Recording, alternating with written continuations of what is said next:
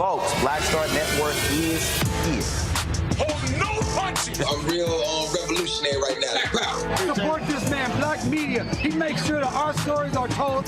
Thank you for being the voice of Black America, Roland. Stay black. I love y'all. All momentum we have now, we have to keep this going. The video looks phenomenal. See, there's a difference between Black Star Network and Black-owned media and something like CNN. You can't be Black-owned media and be scared. It's time to be smart. Bring your eyeballs home. You dig?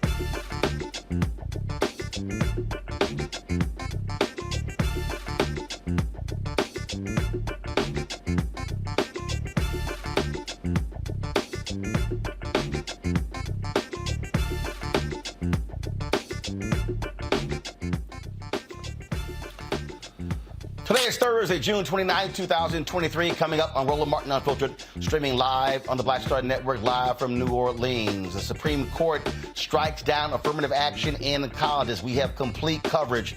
President Joe Biden weighs in, slams the decision. Vice President Kamala Harris, she was here speaking at the Global Economic Black Forum. We'll have her comments as well. Plus, we have a number of Black legal scholars also giving their thoughts on today's decision. We'll also talk about the back and forth between Clarence Thomas and Judge Ketanji Brown Jackson. They went at each other in their various opinions.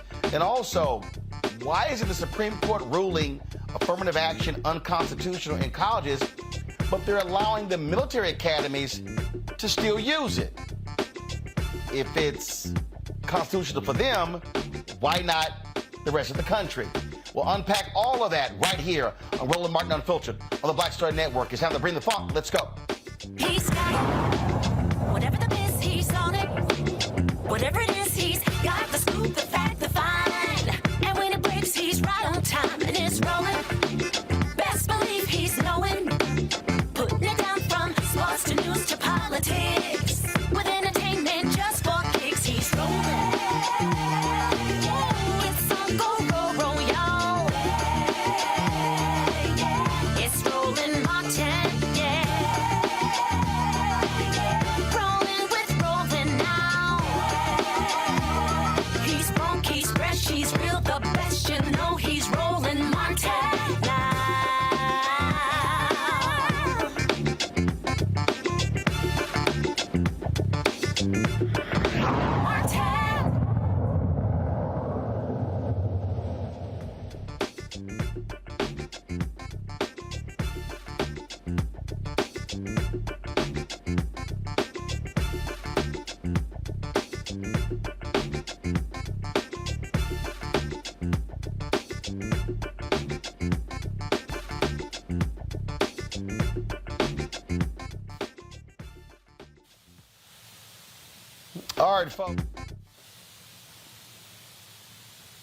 All right, folks, today's Supreme Court decision dealing with affirmative action in colleges, we expected today's decision, but still, the 6-3 decision, the conservatives on the Supreme Court ruled that in two cases involving Harvard as well as University of North Carolina, striking down the use of race in college admissions.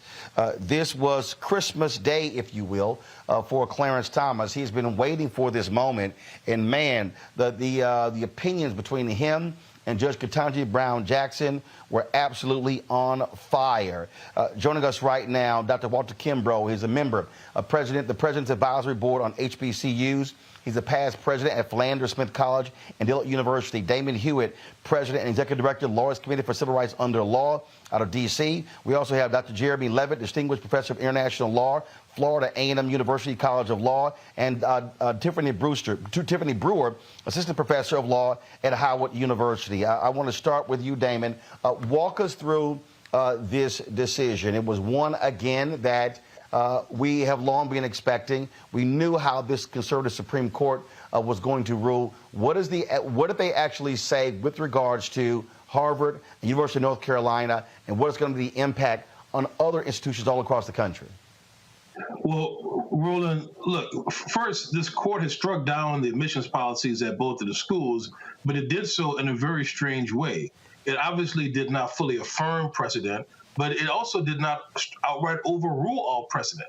It actually underruled the precedent. It basically took the law and put it in a knot, in some kind of pretzel, and said, here, figure this out, y'all. Essentially, this court has essentially said, look, we're going to apply Grutter as if it's still good law, but these policies didn't adhere to Grutter. Now, if the UNC policy and the Harvard policy did not adhere to Grutter, then the question remains, what really does? So it's really intellectually dishonest, which is one of the worst things you could ever say about a Supreme Court decision. It doesn't make a lot of sense in law, in fact, or in history. And this is where I'm confused, because there was a very strange footnote in this decision. Whether they said the United States, as an amicus curiae, contends that race-based admissions programs further compelling interest in our nation's military academies. No military academy is a party to these cases, however, and none of the courts below address the propriety of race-based admission systems in that context. This opinion also does not address the issue in light of the potentially distinct interest that military academies may present. Okay, now I'm confused. So how can you make a constitutional decision but say there's a compelling interest for diversity in our military academies, but for the rest of the colleges and universities, we're good? I'm confused. That's what I mean by intellectually dishonest, Roland. I mean, it may be, this is not an actual ruling on the military academies, but it may be okay to keep our nation safe because it's important, but it's not okay, at least at UNC and Harvard, to promote opportunity for black folks, especially at a school like UNC, you know, a state that enslaved black people, a university literally created, the nation's first public school, university, created to educate the children of slave owners, that where black folks suffer from Jim Crow and continue, even until recently had a Confederate monument on campus. So it's good enough potentially for military, but not for black and brown folks here. Intellectually dishonest. I mean, I will say this though, Roland. Chief Justice Roberts did say that nothing in the opinion prevents universities from asking students about their experiences with respect to race and essentially racism.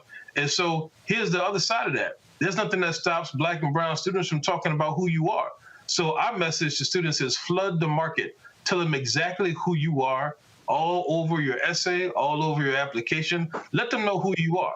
Because the truth is, as much as this court may want it to be the case, nothing can really stop the fact that we are a race-conscious society. And we also are going to have a race-conscious future, no matter what this court decides.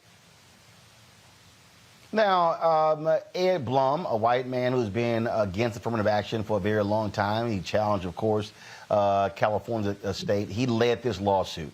And so you had these Asian American students who contend that they were being discriminated against by Harvard, and more of them should have been admitted to Harvard based upon merit. But here's the problem, Damon. Their problem ain't affirmative action.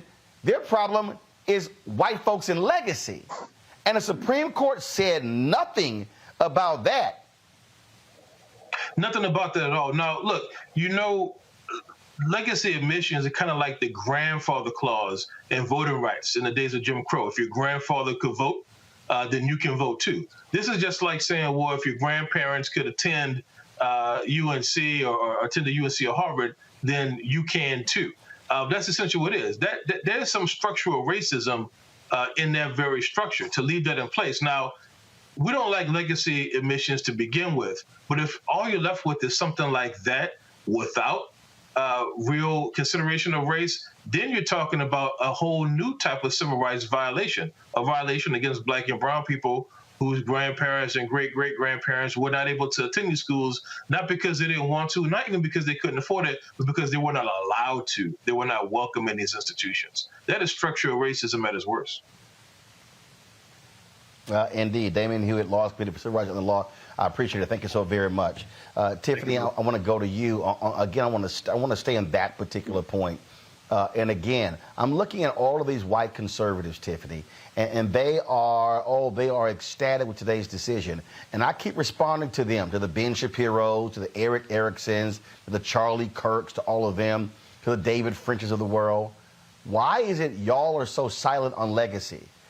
Even Clarence Thomas, in his opinion, he's talking about merit, and merit is the most important thing. We know for a fact that 45% of the students at Harvard are in because of legacy or they're athletes. This ain't about merit. And I dare say, Tiffany, these Asian American students who now think that they're going to now have to see an explosion of admissions at Harvard and Yale and all the Ivy League schools because of their SAT scores, nah, they're still going to be impacted by legacy. Yeah. Well, I agree with Damon wholeheartedly when he started the conversation by saying that the decision is intellectually not honest. But we're not surprised by this because the court, over a decade ago was hinting in their decisions that they see that, we're really a racially blind society. So we saw this coming. But certainly ignoring legacy admissions, and particularly the high rate of legacy admissions at some institutions historically, some of the best institutions historically, completely ignores the very argument that the conservatives were seeking to make. And we are not a race-neutral society. We probably never will be because we still have not truly acknowledged and have a debate right now the impact of slavery that we still feel and how it impacts educational systems as well and opportunities for students to even matriculate. We see even in the amicus briefs, even large sectors of corporate society who are our employers, who are the ones that are receiving these students, who also agree that diversity is important, even in the workplace as well. So this decision really cut against even the economic interests of the very economy that it certainly wants to prop up as well. And we are not going to be better off. I agree with Justice Sonia Sotomayor, who said that this has a devastating impact that cannot be overstated. So ignoring the impact of legacy admissions is absolutely intellectually dishonest, and it's why the American people are starting to distrust the Supreme Court as an institution as we speak. Jeremy, when we look at this case, again, you look at these arguments that were being made by these Asian American students. Some of them are laughable. One of these students went on Laura Ingram's show on Fox News a couple of weeks ago and talked about how he applied to Stanford and all of these other schools in California, and he couldn't get in because of affirmative action. Well, we knew that was a lie because they banned affirmative action in California schools a long time ago. So what you ended up happening here was, and let me know if I'm making this way too simple. You got a group of Asian American students and their parents who were pissed off that their kids were not getting into Harvard, Yale, and Ivy League schools. So they decided to sue. So now what they've done is upend the entire system because a few of them didn't get in, and they're blaming it on affirmative action when the very system is what kept them out. Legacy is still in place. The Supreme Court didn't address that. Supreme Court didn't address gender. We know white women have benefited from affirmative action more than anybody else. And so I'm sitting here going, what did you accomplish except screw it up for a lot of other people? Yeah, I mean, I can't disagree with that. There's so much to unpack here. First of all, the Asian students that filed the claim assumed that they were qualified on all other criteria. So test scores are one criteria, race is one criteria, but often they don't have the same level of public service, attachment and engagement with the community, and other things that universities look at. So it could be a myriad of things. The assumption here is if you score high, you're being admitted, and that's not always the case. We know that to be true. I've been the dean of a law school. That's not necessarily the case. But this case is dangerous because essentially what it does is it eliminates the compelling government interest and narrowly tailored test of scrutiny. So it really does override the Grutter case to eliminate the use of race even as a compelling factor in college admissions. And I think you're right to point out here, well, why in the military? Well, I think that's clear. They need brown and black bodies in the military.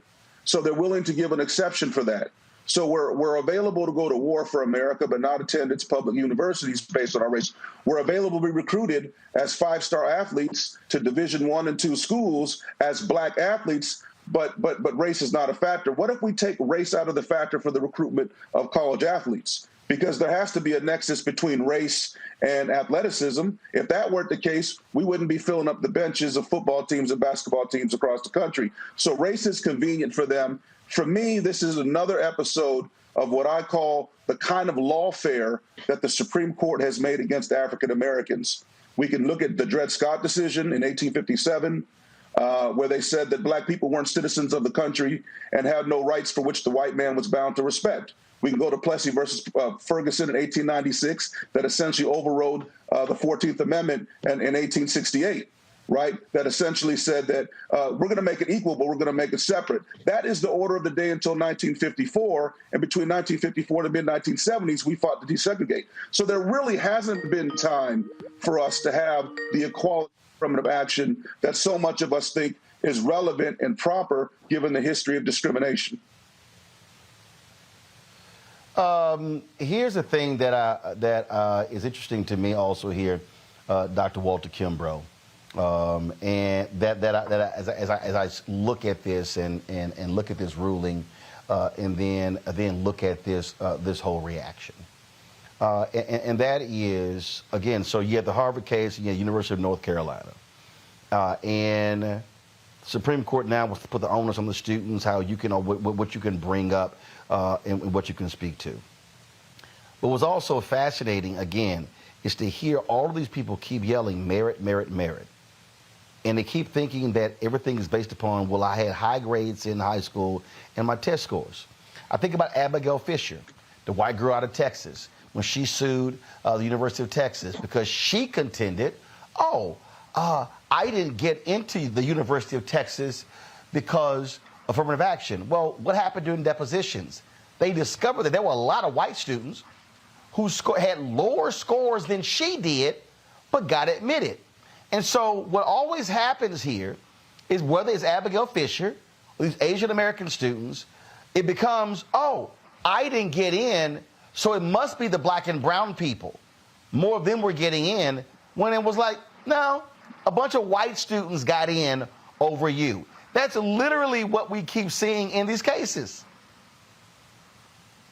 Absolutely. It's the same, the black guy did it. I'm thinking about what Jeremy was talking about. My mom went to the University of California at Berkeley, and I remember reading one of their magazines a few years ago. And one of the concerns that people had is that if they strictly admitted students based on those qualitative scores, the University of California, Berkeley would be heavily Asian. And so people are uncomfortable with that. And so they really have been depressing even that level of enrollment, and no one's complaining about that. And so how do they depress it? With the legacies and all these other things. Like Jeremy said, the athletes, if we're just going to use admission criteria, let's use it for the athlete. Let them meet the same level of admission requirement. But we look at athletics as a special quality that they're bringing to the institution, and people get excited about that. So black and brown students have always been the easy target to say, well, it must be their fault, when actually it's not their fault. And when you, like you said earlier, when you start looking at legacies, the major donors, those are the people that are impacted. And some of these institutions don't want to look Like, Berkeley doesn't want to be 70% Asian. And so they are depressing those numbers. And you can't blame the black folks there because they're still 3 to 5% of the population. So you could take all the black folks out. That doesn't change it. And that's a deeper conversation that people have to have. Folks, hold tight 1 second. Got to go to break. We come back. We have more conversation about today's decision. We'll hear from President Joe Biden, hear from Vice President Kamala Harris. All of that as we continue our discussion about this Supreme Court decision banning the use of race in college admissions today and announcing a 6-3 decision. We'll discuss more right here on Roland Martin Unfiltered on the Black Star Network. Hatred on the streets, a horrific scene, a white nationalist rally that descended into deadly violence.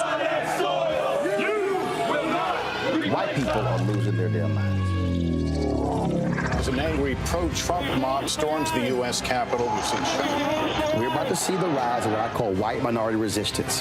We have seen white folks in this country who simply cannot tolerate black folks voting. I think what we're seeing is the inevitable result of violent denial. This is part of American history. Every time that people of color have made progress, whether real or symbolic, there has been what Carol Anderson at Emory University calls white rage as a backlash. This is the rise of the Proud Boys and the Boogaloo Boys. America, there's going to be more of this. Here's all the Proud Boys, Dave. This country is getting increasingly racist in its behaviors and its attitudes because of the fear of white people. The fear that they're taking our jobs, they're taking our resources, they're taking our women. This is white fear.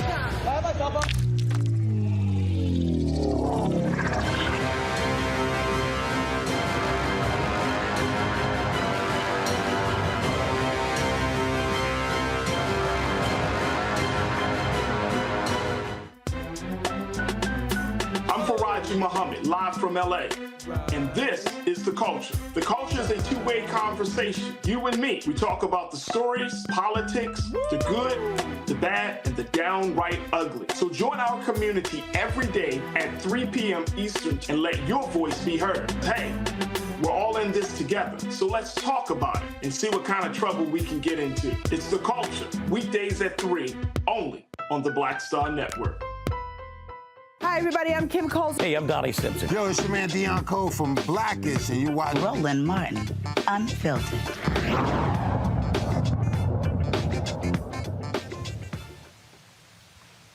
All right, folks, we're back on Roland Martin Unfiltered. It was immediate reaction across the political spectrum today when the Supreme Court decision came down. Here is what President Joe Biden had to say about today's ruling. 45 years, the United States Supreme Court has recognized a college's freedom to decide how to build diverse student bodies and to meet their responsibility of opening doors of opportunity for every single American. In case after case, including recently, just as a few years ago in 2016, the court has affirmed and reaffirmed this view that colleges could use race not as a determinant factor for admission, but as one of the factors among many in deciding who to admit from a already qualified pool of applicants. Today, the court once again walked away from decades of precedent and as the dissent has made clear. The dissent states in today's decision, quote, rolls back decades of precedent and momentous progress, end of quote. I agree with that statement from the dissent. The court has effectively ended affirmative action in college admissions, and I strongly disagree with the court's decision. Because affirmative action is so misunderstood, I want to be clear, make sure everybody's clear about what the law has been and what it has not been until today. Many people wrongly believe that affirmative action allows unqualified students to be admitted ahead of qualified students. This is not how college admissions work. Rather, colleges set out standards for admission, and every student has to meet those standards. Then and only then, after first meeting the qualifications required by the school, do colleges look at other factors in addition to their grades, such as race. The way it works in practice is this. Colleges first established a qualified pool of candidates based on meeting certain grade, test scores, and other criteria. Then and only then, it is from this pool of applicants, all of whom have already met the school standards, that the class is chosen after weighing a wide range of factors, among them being race. You know, I've always believed that one of the greatest threats of Americans, you're tired of hearing me say it, is our diversity. But I believe that. If you have any doubt about this, just look at the United States military. The finest fighting force in the history of the world. It's been a model of diversity. And it has not only made our nation better, stronger, but safer. I believe the same is true for our schools. I've always believed that the promise of America is big enough for everyone to succeed, and that every generation of Americans, we have benefited by opening the doors of opportunity just a little bit wider to include those who have been left behind. I believe our colleges are stronger when they are racially diverse. Our nation is stronger because we are tapping into the full range of talent in this nation. I also believe that while talent, creativity, and hard work are everywhere across this country, not equal opportunity. It is not everywhere across this country. We cannot let this decision be the last word. I want to emphasize, we cannot let this decision be the last word. While the court can render a decision, it cannot change what America stands for. America is an idea unique in the world, an idea of hope and opportunity, of possibilities, of giving everyone a fair shot, of leaving no one behind. We've never fully lived up to it, but we've never walked away from it either. We will not walk away from it now. We should never allow the country to walk away from the dream upon which it was founded. That opportunity is for everyone, not just a few. We need a new path forward, a path consistent with a law that protects diversity and expands opportunity. So today I want to offer some guidance to our nation's colleges as they review their admissions systems after today's decision. Guidance that is consistent with today's decision. They should not abandon, let me say this again, they should not abandon their commitment to ensure student bodies of diverse backgrounds and experience that reflect all of America. What I propose for consideration is a new standard, where colleges take into account the adversity a student has overcome when selecting among qualified applicants. Let's be clear, under this new standard, just as was true under the earlier standard, students first have to be qualified applicants. They need the GPA and test scores to meet the school's standards. Once that test is met, then adversity should be considered, including students' lack of financial means, because we know too few students of low-income families, whether in big cities or rural communities, are getting an opportunity to go to college. When a poor kid, maybe the first in their family to go to college, gets the same grades and test scores as a wealthy kid, his whole family's gone to the most elite colleges in the country, and whose path has been a lot easier. Well, the kid who faced tougher challenges has demonstrated more grit, more determination, and that should be a factor that colleges should take into account in admissions, and many still do. It also means examining where a student grew up and went to high school. It means understanding the particular hardships that each individual student has faced in life, including racial discrimination that individuals have faced in their own lives. The court says, quote, nothing in this opinion should be construed as prohibiting universities from considering an application's discussion of how race has affected his or her life, but be it through discrimination or inspiration or otherwise, end of quote. Because the truth is, we all know it, discrimination still exists in America. Discrimination still exists in America. Discrimination still exists in America. Today's decision does not change that. It's a simple fact. If a student had to overcome adversity on their path to education, college should recognize and value that. Our nation's colleges and universities should be engines of expanding opportunity through upward mobility. But today, too often, that's not the case. Statistics, one statistic, students from the top 1% of family incomes in America are 77 times more likely to get into elite college than one from the bottom 20% of family incomes. 77% greater opportunity. Today, for too many schools, the only people who benefit from the system are the wealthy and the well-connected. The odds have been stacked against working people for much too long. We need a higher education system that works for everyone, from Appalachia to Atlanta and to far beyond. We can and must do better, and we will. Today, I'm directing the Department of Education to analyze what practices help build more inclusive and diverse student bodies and what practices hold that back. Practices like legacy admissions and other systems expand privilege instead of opportunity. Colleges and universities should continue their commitment to support, retain, and graduate diverse students and classes. You know, companies who are already realizing the value of diversity should not use this decision as an excuse to turn away from diversity either. We can't go backwards. You know, I know today's court decision is a severe disappointment to so many people, including me. But we cannot let the decision be a permanent setback for the country. We need to keep an open door of opportunities. We need to remember that diversity is our strength. We have to find a way forward. We need to remember that the promise of America is big enough for everyone to succeed. You know, that's the work of my administration, and I'm always going to fight for that. Folks, joining our panel, Dr. Greg Carr, Department of Afro-American Studies at Howard University. Glad to have you here, Dr. Carr. You're coming to us live from Atlanta. You heard what President Biden had to say. After the next break, we're going to play what Vice President Kamala Harris had to say here in New Orleans. And he talked about this guidance given. The fact of the matter we know is this. Even with all of its problems, the reality is the use of affirmative action, not only in college admissions, has been one of the most successful ways in which to bring people of color, black folks and others, into this system, to take advantage of economic opportunities, educational opportunities.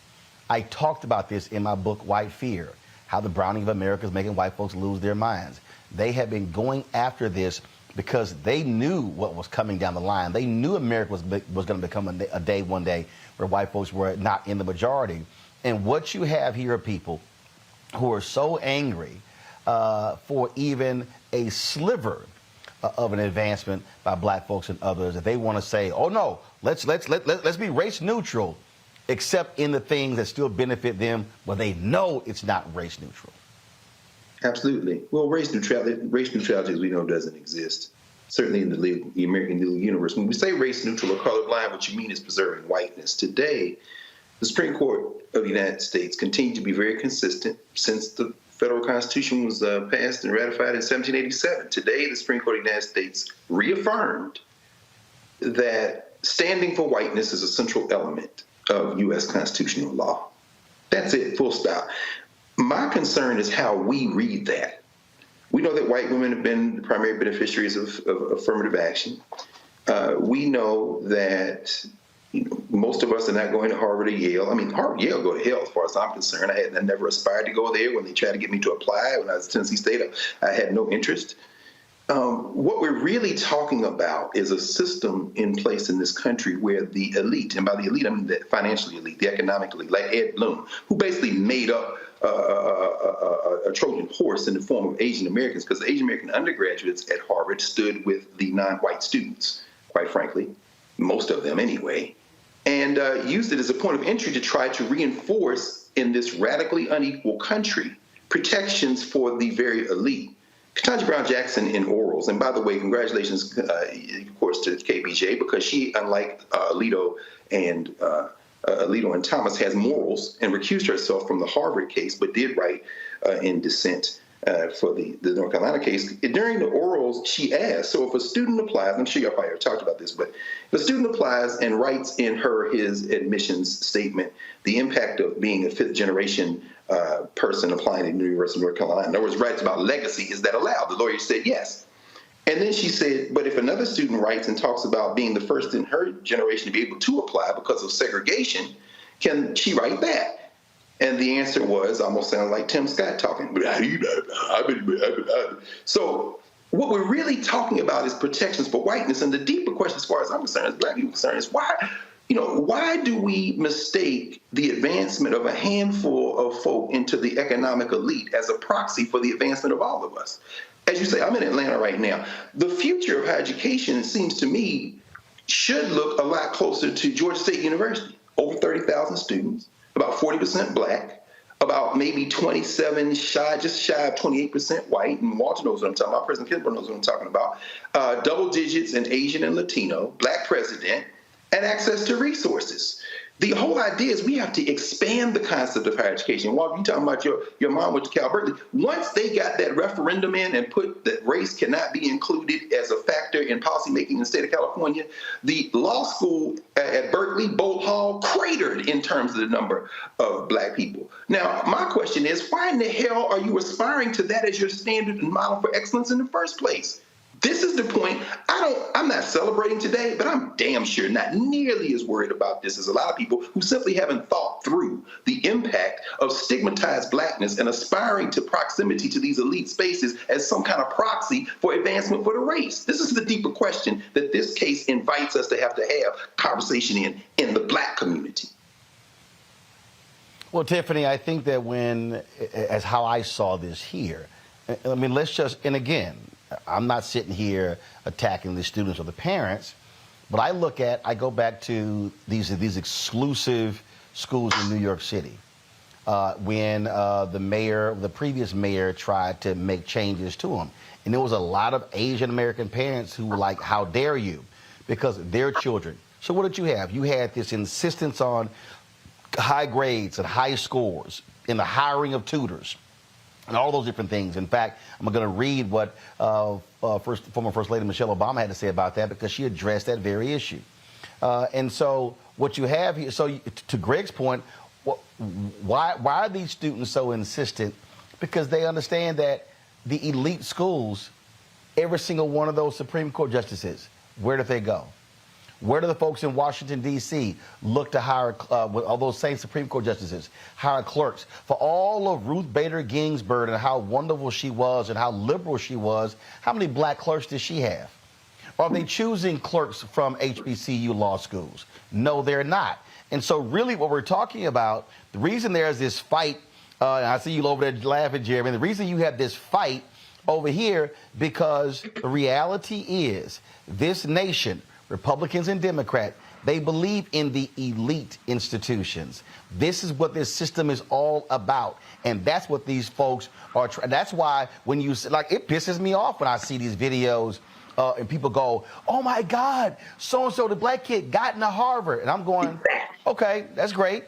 And again, for me, I don't, I get it, but I'm not tripping, because I'm going, wait a minute, so I should be excited because a Black kid got to Harvard, but not be excited if a Black kid got to Howard? That literally is what we talk about, what is being created. Tiffany, go ahead. Well, I think we should be excited about both, Roland, really, because it comes down to also autonomy of how. Let me be real clear. I'm excited at Harvard.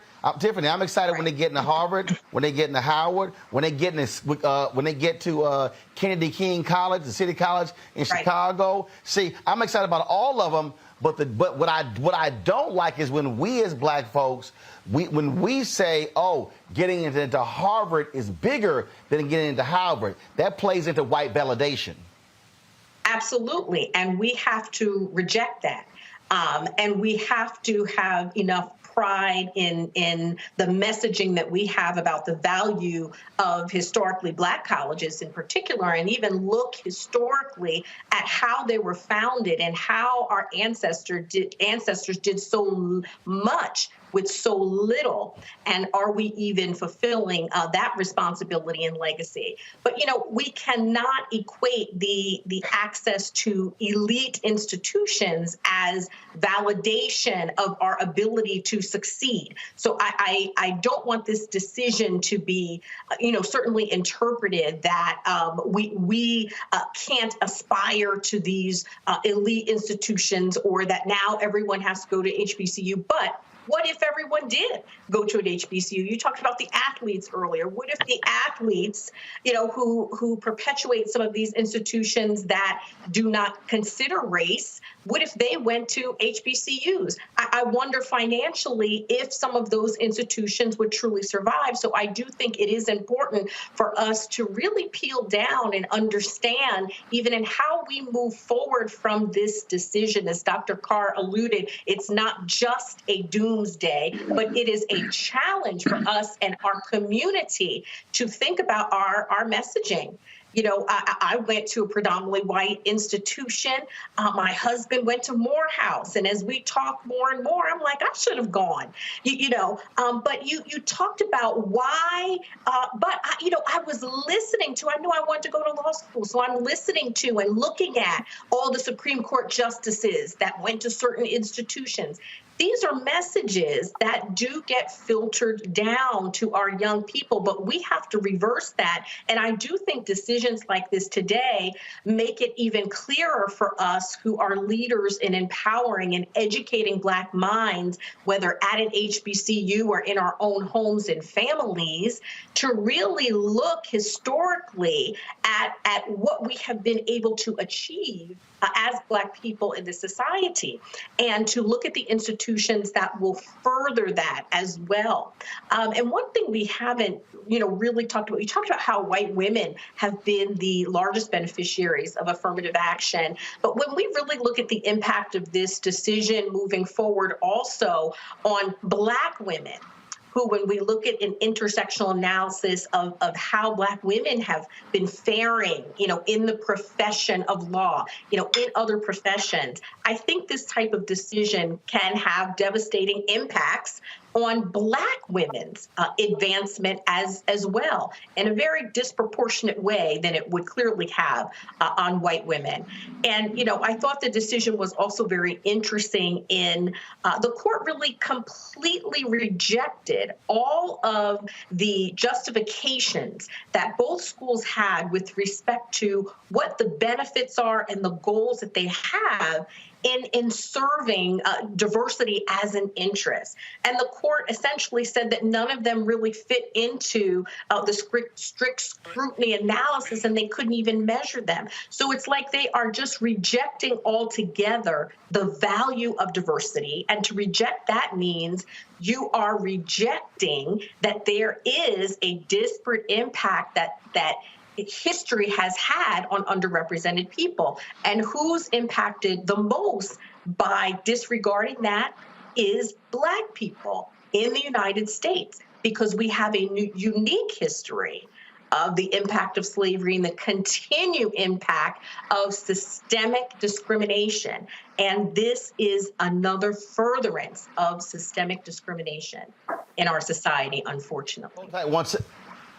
Hold on one second. Going to a quick break, 2 minutes. I'll be right back, and we'll continue the conversation. We'll hear from Vice President Kamala Harris. We'll also read for you the statement from Michelle Obama. And also, I'm going to play for you. 2004, I specifically questioned President George W. Bush about affirmative action and about legacy.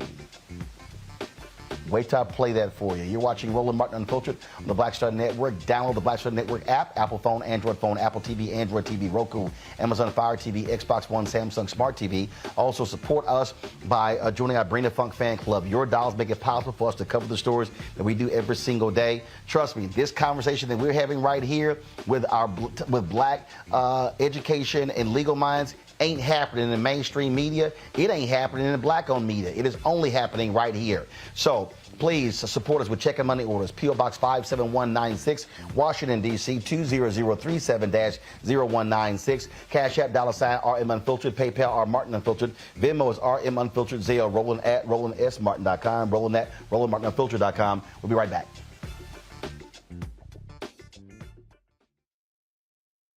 My early days on the road, I've learned, well, first of all, as a musician, I studied not only piano, but I was also drummer and percussion. I was all city percussion as well. So I was one of the best in the city on percussion. There you go. Also studied trumpet, cello, violin, and bass.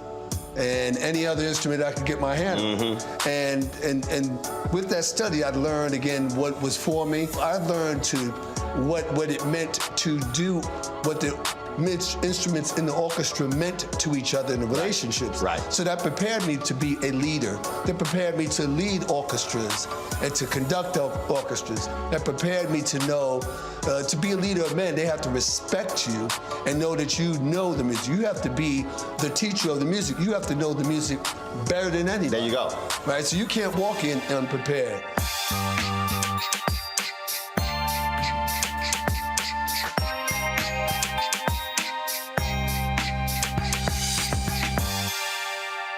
Next on The Frequency with me, Dee Barnes. She's known as the Angela Davis of hip-hop. Monet Smith, better known as Medusa, the gangsta goddess, the undisputed queen of West Coast underground hip-hop. Pop locking is really what indoctrinated me in hip-hop. I don't even think I realized it was hip-hop at that time. Right. You know, it was a happening. It was a moment of release. We're going to be getting into her career, knowing her whole story, and breaking down all the elements of hip-hop. This week on The Frequency, only on the Black Star Network.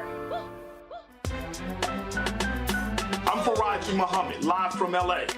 And this is The Culture. The Culture is a two-way conversation. You and me. We talk about the stories, politics, the good, the bad, and the downright ugly. So join our community every day at 3 p.m. Eastern and let your voice be heard. Hey, we're all in this together. So let's talk about it and see what kind of trouble we can get into. It's The Culture, weekdays at 3, only on the Black Star Network. Hello, I'm Marissa Mitchell, a news anchor at Fox 5 DC. Hey, what's up? It's Tammy Roman, and you are watching Roland Martin Unfiltered.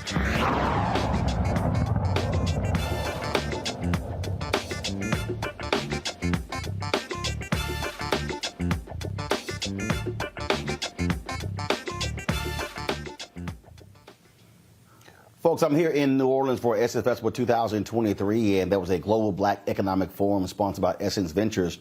Vice President Kamala Harris was speaking, and before she made her remarks, she did address this Supreme Court decision.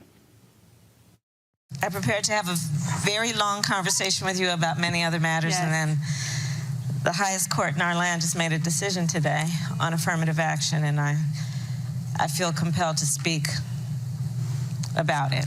And I'm sure that I share the sentiment and the feeling of everyone in this room in terms of the deep disappointment. I encourage everyone, by the way, to read the dissenting opinion of Justice Ketanji Brown Jackson. I encourage you to read it because she is a beautiful writer who is compelled by logic and a knowledge of history and a clarity of thinking about where we have been in as a country and where we have the potential to go. And what she so rightly has articulated, as I take away from her writing and the way I feel about it, is the disappointment is because this is now a moment where the court has not fully understand the importance of equal opportunity for the people of our country. And it is in so very many ways a denial of opportunity. And it is a complete misnomer to suggest this is about colorblind, when in fact, it is about being blind to history, being blind to data, being blind to empirical evidence about disparities, being blind to the strength that diversity brings to classrooms, to boardrooms. That's right. So I did, Tashonda, I thank you for giving me this moment to just speak on that. And I think that there is no question we have so much work to do. And the president spoke so eloquently earlier today about this. Our administration will use all the tools in our power to continue to applaud policies that understand the importance and the significance and the strength of diversity in all of those places. And one of the points that the president also made is the point of encouraging our educational institutions to now be very about how they will prioritize the importance of diversity, including looking at students' backgrounds in terms of access to financial strength and benefits, where they went to high school, where they grew up. And also the president, I thought, was very clear about saying to corporate America that we would expect that this decision will not in any way cloud their judgment about the importance of diversity in the workplace. Absolutely. One of the things I want to talk with our panel, I mean, look, we've got someone from Florida A&M University, Howard University, two folks from Howard University, and, of course, former president of two HBCUs. I've been seeing a lot of folk talk, Jeremy, about, oh, my goodness, this is now going to be a boon for HBCUs. When you hear that, your thoughts? I'm not so sure. I think it's possible that those students that would otherwise, get rejected if race is not a factor could decide to attend HBCUs. But that might be some false logic. The math doesn't really equal that in my mind. I think the case sends a strong message that we can build predominantly white universities with our labor under an edict of the Supreme Court as enslaved people, but we can't attend them. And so we're at I think a critical juncture, but not a critical juncture in the way people might think. We're past the time where we got to start thinking out of the box. For example, why don't we have HBCUs in the northern part of the country? Why don't we have private HBCUs in the northern part of the country? Are we thinking out of the box about the kind of educational institutions we need to create? How do we reinforce existing HBCUs and make sure that they're on target fiscally and having the right academic programs to educate our people? Listen, I didn't want to attend Harvard. I wanted to know what Harvard's daddy thought. So I went to Cambridge in England, and I learned a whole lot about Harvard and Yale in doing that, right? So the idea is that teaching at an HBCU for me is enriching because I have a multitude of diversity. We often don't think of HBCUs as diverse, but they are probably the most diverse institutions in America. We have whites and Latinos and every other group there, as the panelists know. And so I wouldn't get too caught up in some of the rhetoric about that. What I would do, though, is say that we have to start thinking strategically about a court that has made lawfare against us for 400 years, a court that has systematically discriminated against us, a court that has not given us any breathing room in affirmative action to rebuild and repair the damage that has been done. And so we can't count on the court, and we really can't count on governmental institutions. This has been in the making for a while. If we go back to the prior decision in the Fisher case and look at the dicta of Justice Scalia. Justice Scalia made it very clear, right, almost as a pretext to this case, that maybe blacks are too inferior to attend elite white universities. Maybe they should go attend HBCUs. So the logic of this has been a part of the thinking in this system for a long time. We've just arrived now at a critical juncture where we were always supposed to be. Right. I think there's been a myth of white education and what going to predominantly white institutions does for African Americans. And in fact, we destroy a lot of our young people in these institutions, quite frankly. So I think we have to start thinking out of the box so that we can conceive of a new paradox in education for ourselves and quit always reacting to what white people do and don't do in terms of the structural racism that they pronounce upon us. Walter, it is what I have been trying to lay out to people for quite some time is, especially black people and conscious white people, is to understand the assault that is taking place. So, for instance, Byron Donalds, congressman from Florida, he wrote some little silly tweet that literally made no sense. Some other people talked about how, oh, this is now an attack on woke. And I need people to understand that this Supreme Court decision, first of all, was tailor-made in terms of how Ed Blum filed it for the conservative Federalist Society Supreme Court justices. They thought that independent state legislature theory was going to fly. They got 3 votes. Didn't get 5, but they got 3. You look at CRT. What I keep saying is they're going after any diversity initiative in corporate America. You already see how they attack Bud Light and Target when it came to transgender, when it came to LGBT. So what black folks need to understand is that the assault that they are waging, this battle, this war, is not limited to education. They have seen how effective it has been, and they want to slow it down and get rid of it to make it more harder for the next 50 years, and we should be much more fortified for the battle at hand. No, I mean, I definitely agree. I think this is a larger attack on pretty much everything black, and they're looking to do that. Wrote an op-ed for the AJC a few months ago when they were doing some of those kinds of things led by the lieutenant governor. And basically, I just said he just didn't like anything black. And so we're seeing a lot of that. I'm thinking about what Jeremy is mentioning in terms of, what this means for HBCUs. I mean, I think there's going to be a range of people. I think that you will see some more interest from some folks because they're going to realize, first of all, what they did was gut all the diversity offices. So if you get to one of these campuses, you're not going to have any support.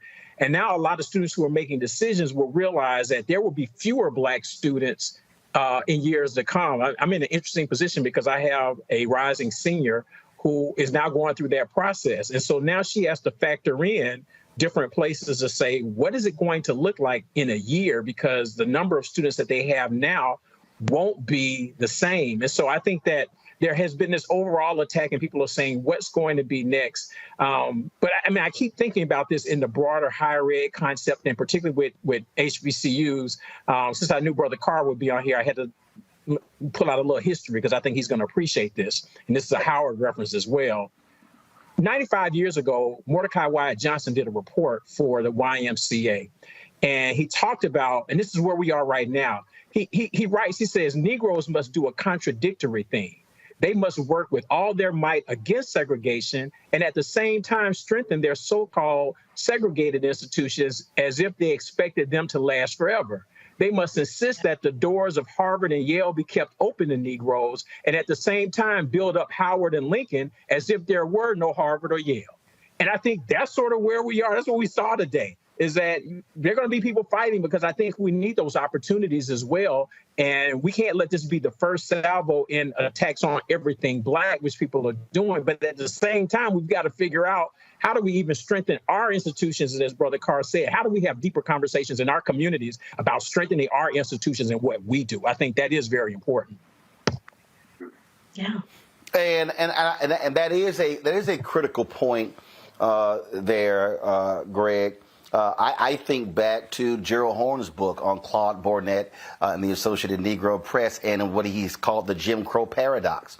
That at every moment when we are knocking down the walls of Jim Crow, we're putting a nail in the coffin of black institutions. And we've seen that when it came to black economics, black-owned media, and as a result.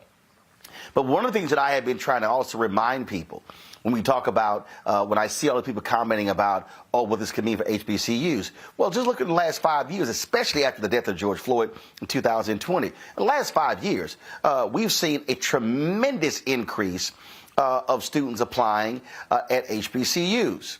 Well, here's one of the issues. If you don't have the infrastructure, you got to be able to keep up. And so we see at Texas Southern University, Howard, Tennessee State, multiple Florida A&M, having to put students in hotel rooms. And so then somebody tweeted me back. They said, yeah, but if they get more students, it means more money. I'm like, no. I said, you need the infrastructure now.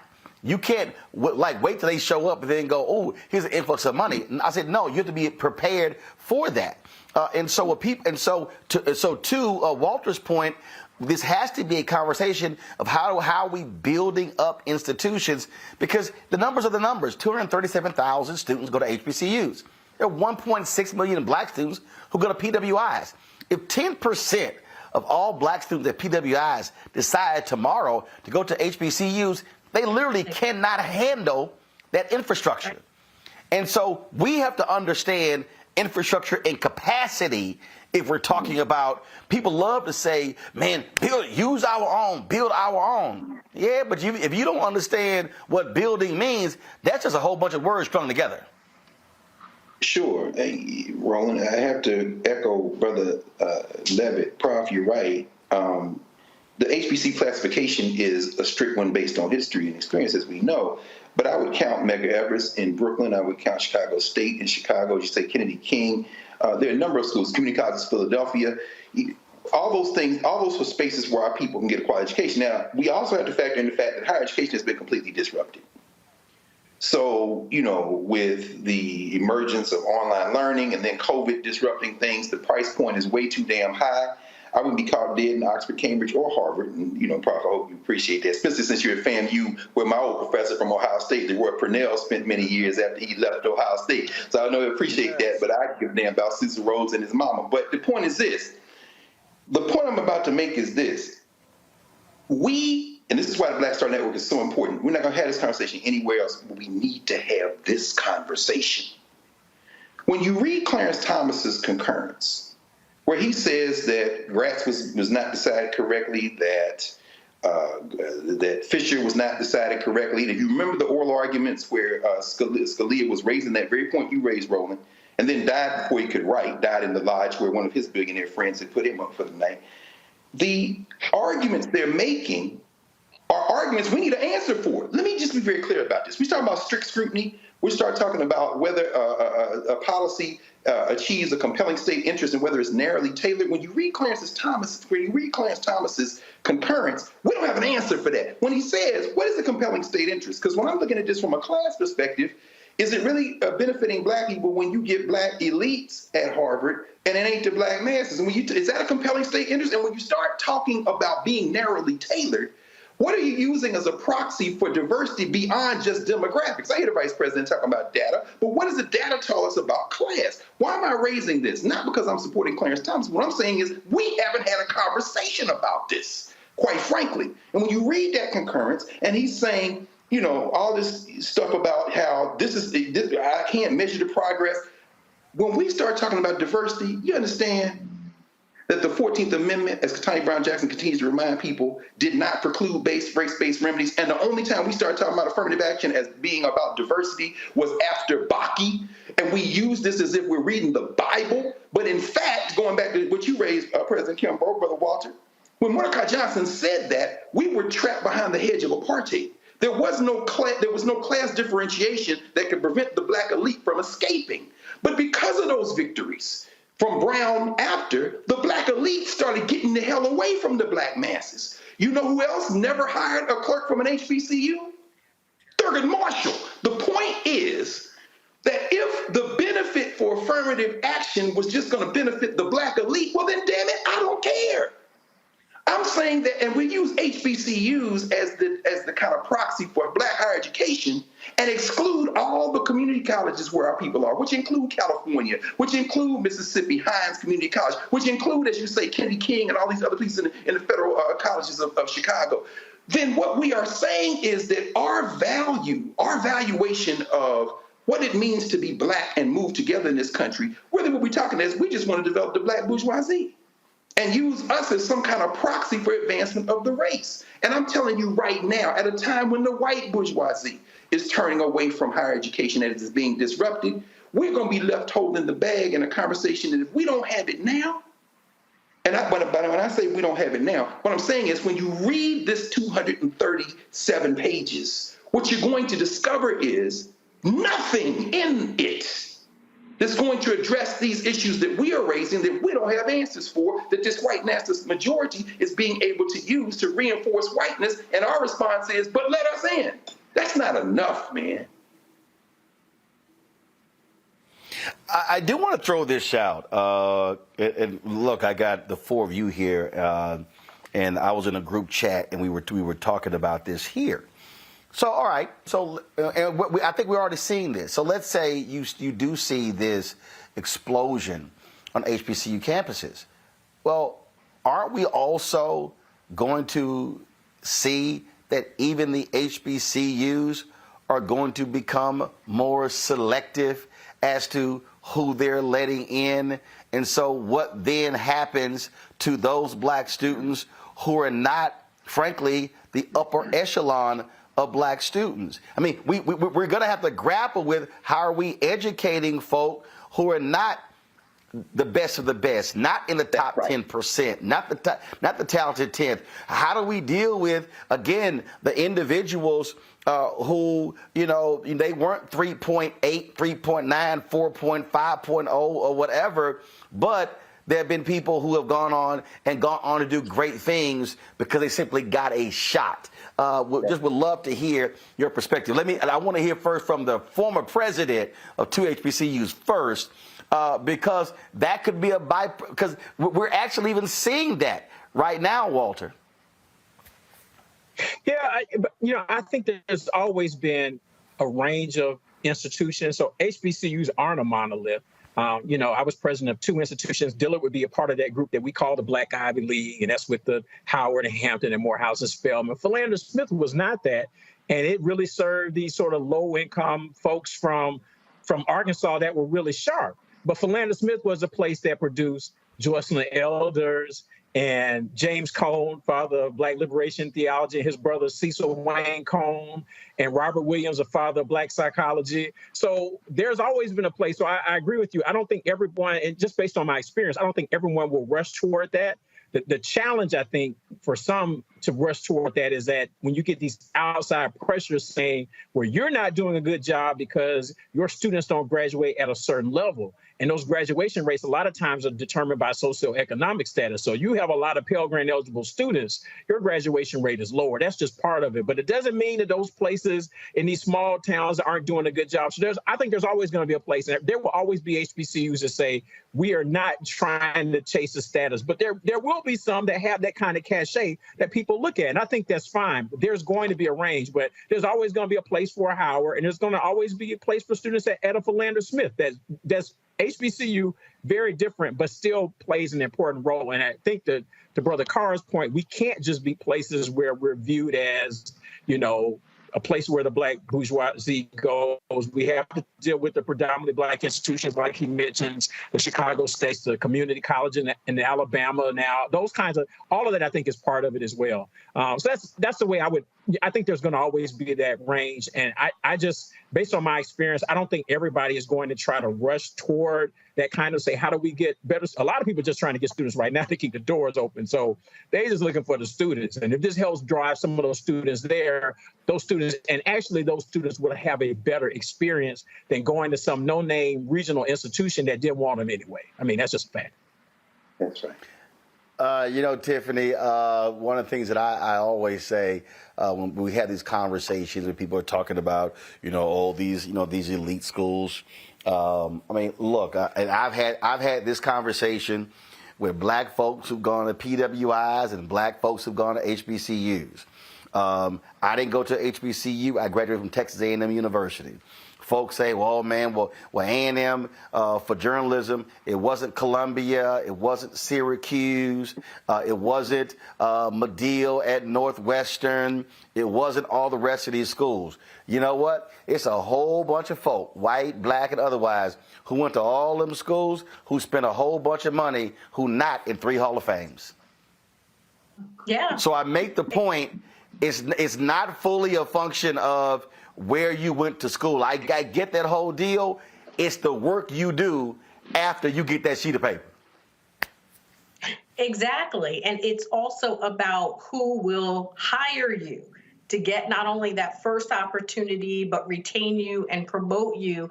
And many of those employers were part of the amicus briefs that were saying that Diversity is something that they want in the workplace and is a part of the productivity that they believe that can happen in the world. So it is and in their industry. So it's absolutely not just where you went to school, but Georgetown keeps stats, and they say that nearly a third of Black and Hispanic students with high school GPAs of 3.5 or better are actually at community colleges. So I think that the conversation of moving forward also has to be around strengthening the institutions where Black students end up, even outside of HBCUs. HBCUs cannot, as we pointed out, handle from an infrastructure perspective every student that may want to apply after George Floyd. Howard in particular, the law school in particular, was inundated. And every year, from an admissions perspective, the ratio of who we can admit is very low compared to the applications. But we have to be at the table also, Roland. I mean, in essence, even when the court is evaluating, what factors really meet the test of strict scrutiny or not, there's an underlying assumption of what is qualified. The students and parents that brought these lawsuits have their own definition based on what we've always said in the educational institution is qualified. But we have to get to the table that is defining, even in higher education, what means qualified. Is it GPA? Do we need to consider GPA? How much do we need to consider standardized tests? Do those tests need to be changed? Are we in positions of power to move the needle on what qualified even means? Jeremy, your final thoughts. Well, let me say this. This is a problem created by white people and white institutions. And if they want to solve it, they have the power to solve it. The movement toward test optional institutions, Harvard has the capacity not to have certain entrance examinations. They have the power to make the changes. We've seen a movement afoot, whether it's the SAT, whether it's the LSAT, whether it's institutions seeking to waive the GRE. They have the capacity to fix the program if they want diverse institutions. What we have to ask ourselves, I think, is the real question is, do they really want diverse institutions? And I'll tell you why I asked that. If you've read this case, you'll know that the justices asked the lawyers for Harvard and North Carolina several questions that they didn't have responses to, that any person on this panel could have answered in a more eloquent way. That, for me, raised a red flag. I'm going to be quite honest with you. It's almost as if they threw questions that they didn't need to throw, and when you're trained as a lawyer, you know how to do that. So something else is moving here that just doesn't sit right with me. And I will say this, I do think HBCUs have the capacity to take many more students. There's an infrastructural problem, of course, and that's what happens when you have state legislatures that underfund universities like FAMU and others. So my major point here is that we shouldn't get too much in a titsy over this decision.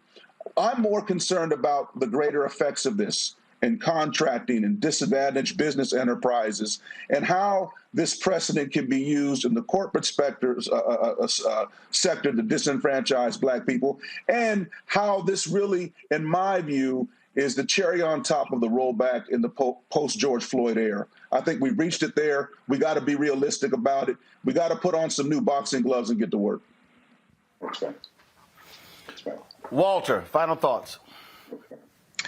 Well, like I said, I've been really trying to spend time going through it, and we'll see how this impacts HBCUs. I think one of the broader things we're going to have to look at just in terms of capacity is that how does this impact our students who want to go to graduate and professional school, because we don't have as many of those options in terms of, medical schools have a limited number of spots, law schools have a limited number of spots. Even at a Howard, they can't take many more students in terms of what they have with their abilities. So you have all these other law schools. And so now we've got to put more. My wife and I were talking about this earlier. She works for the NAACP Legal Defense Fund, and they have this Marshall Motley Scholars Program.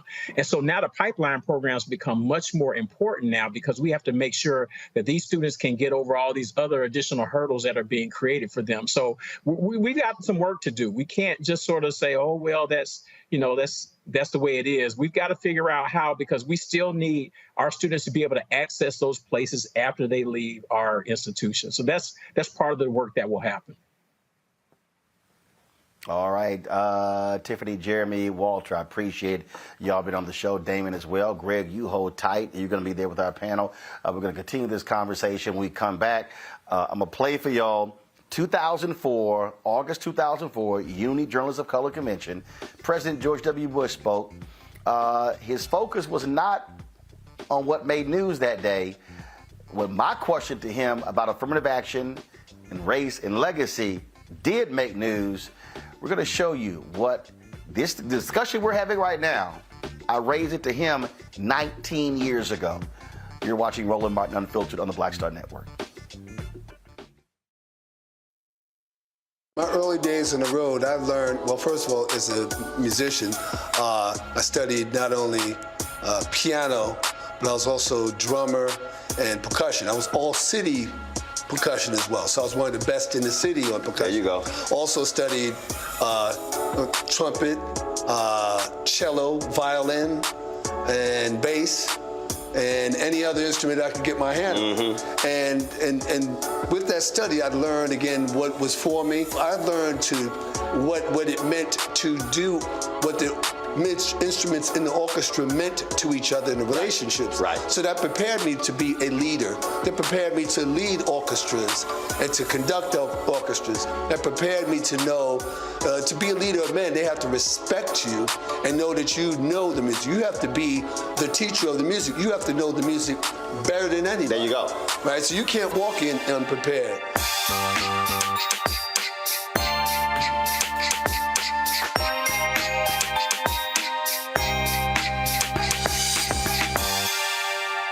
Next on The Frequency with me, Dee Barnes. She's known as the Angela Davis of hip-hop. Monet Smith, better known as Medusa, the gangsta goddess, the undisputed queen of West Coast underground hip-hop. Pop locking is really what indoctrinated me in hip-hop.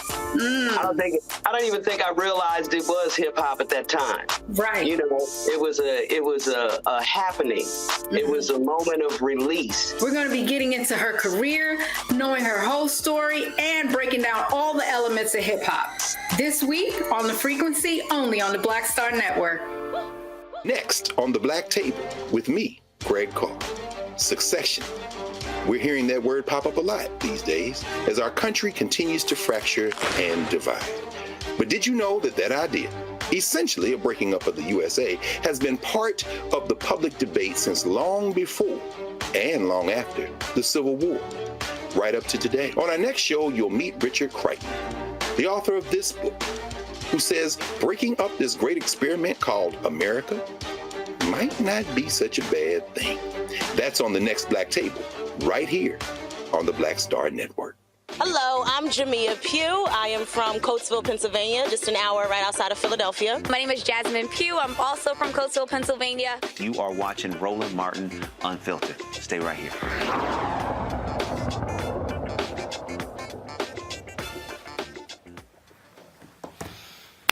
Folks, August 2004, President George W. Bush speaks at the Unity Journalists of Color Convention. It no longer exists, but it was a combination of all four minority journalism organizations: Native American journalists, Asian American journalists, Hispanic journalists, National Association of Black Journalists. At the time, I had just taken over as executive editor of the Chicago Defender, and I was asked to represent NABJ on that particular panel. Each one of us was supposed to get one question. I didn't want just one question. And so using my Texas connection to President George W. Bush, I asked him if he would take two questions. He thought it was going to be two questions just for me. No, I wanted two questions for the entire panel. What you're about to see is the result of the second question that I asked President George W. Bush. He came there, I think he was speaking about something dealing with the war or whatever.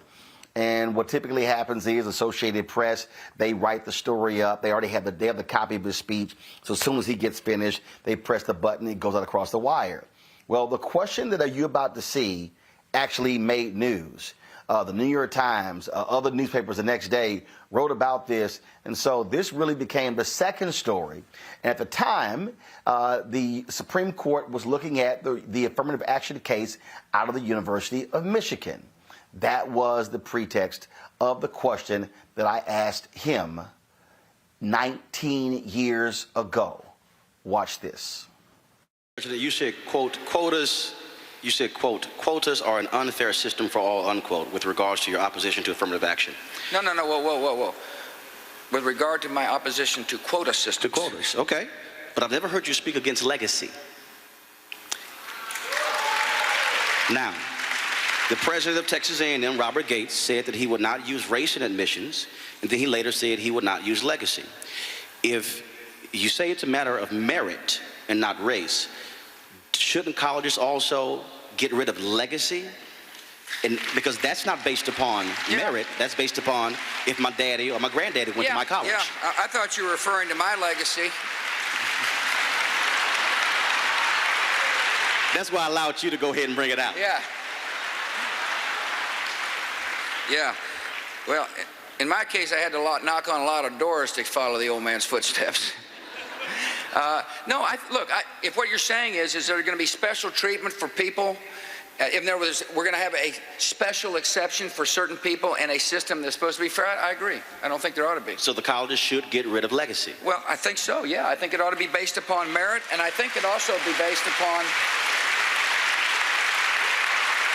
And I think colleges need to work hard for diversity. No, don't get me wrong. Mm-hmm. Don't get me wrong. You said against affirmative action is what you said. You put words in my mouth. What I am for is diversity. I just read the speech, Mr. President. What speech? In terms of when you came out against the Michigan affirmative action policy. No, I said I was against quotas. So you support affirmative action but not quotas? I support colleges affirmatively taking action to get more minorities in their school. That's a long headline, Mr. President. I support diversity. I don't support quotas. I think quotas are wrong. I think quotas are wrong for people. And so do a lot of people. But just to be clear, you believe that colleges should not use legacy? I think colleges ought to use merit in order for people to get in, and I think they ought to use a merit system like the one I put out. Thank you very much. Thank you all. Thanks for having me.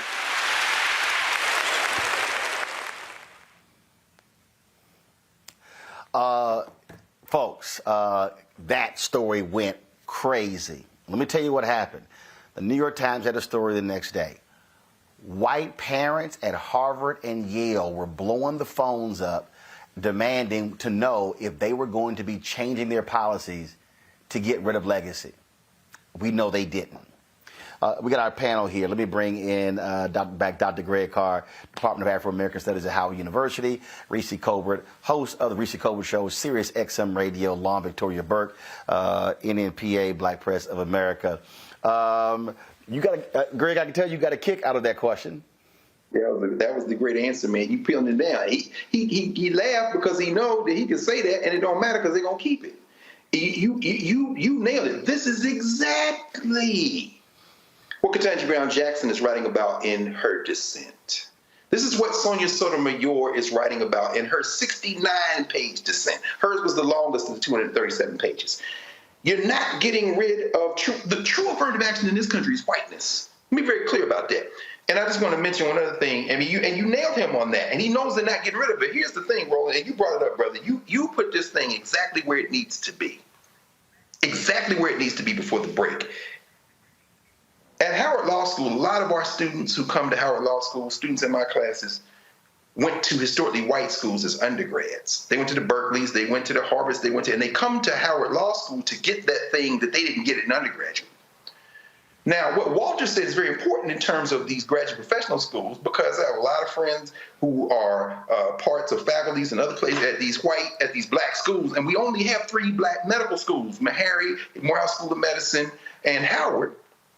I mean, you could count some others that have them north. But the problem is this: you got a lot of non-black students at those schools because they know those schools are cheaper, they're equally, if not better, to prepare you. And you got black students who can't get in those schools because folk then discovered how their quality. We don't have enough schools. But what you put right in the square, I think, really is where we have to deal with this. After Bakke, when affirmative action moved from, because of statutory interpretation of the 14th Amendment and the Civil Rights Act of 1964, moved from redressing past problems to diversity, our focus became diversity.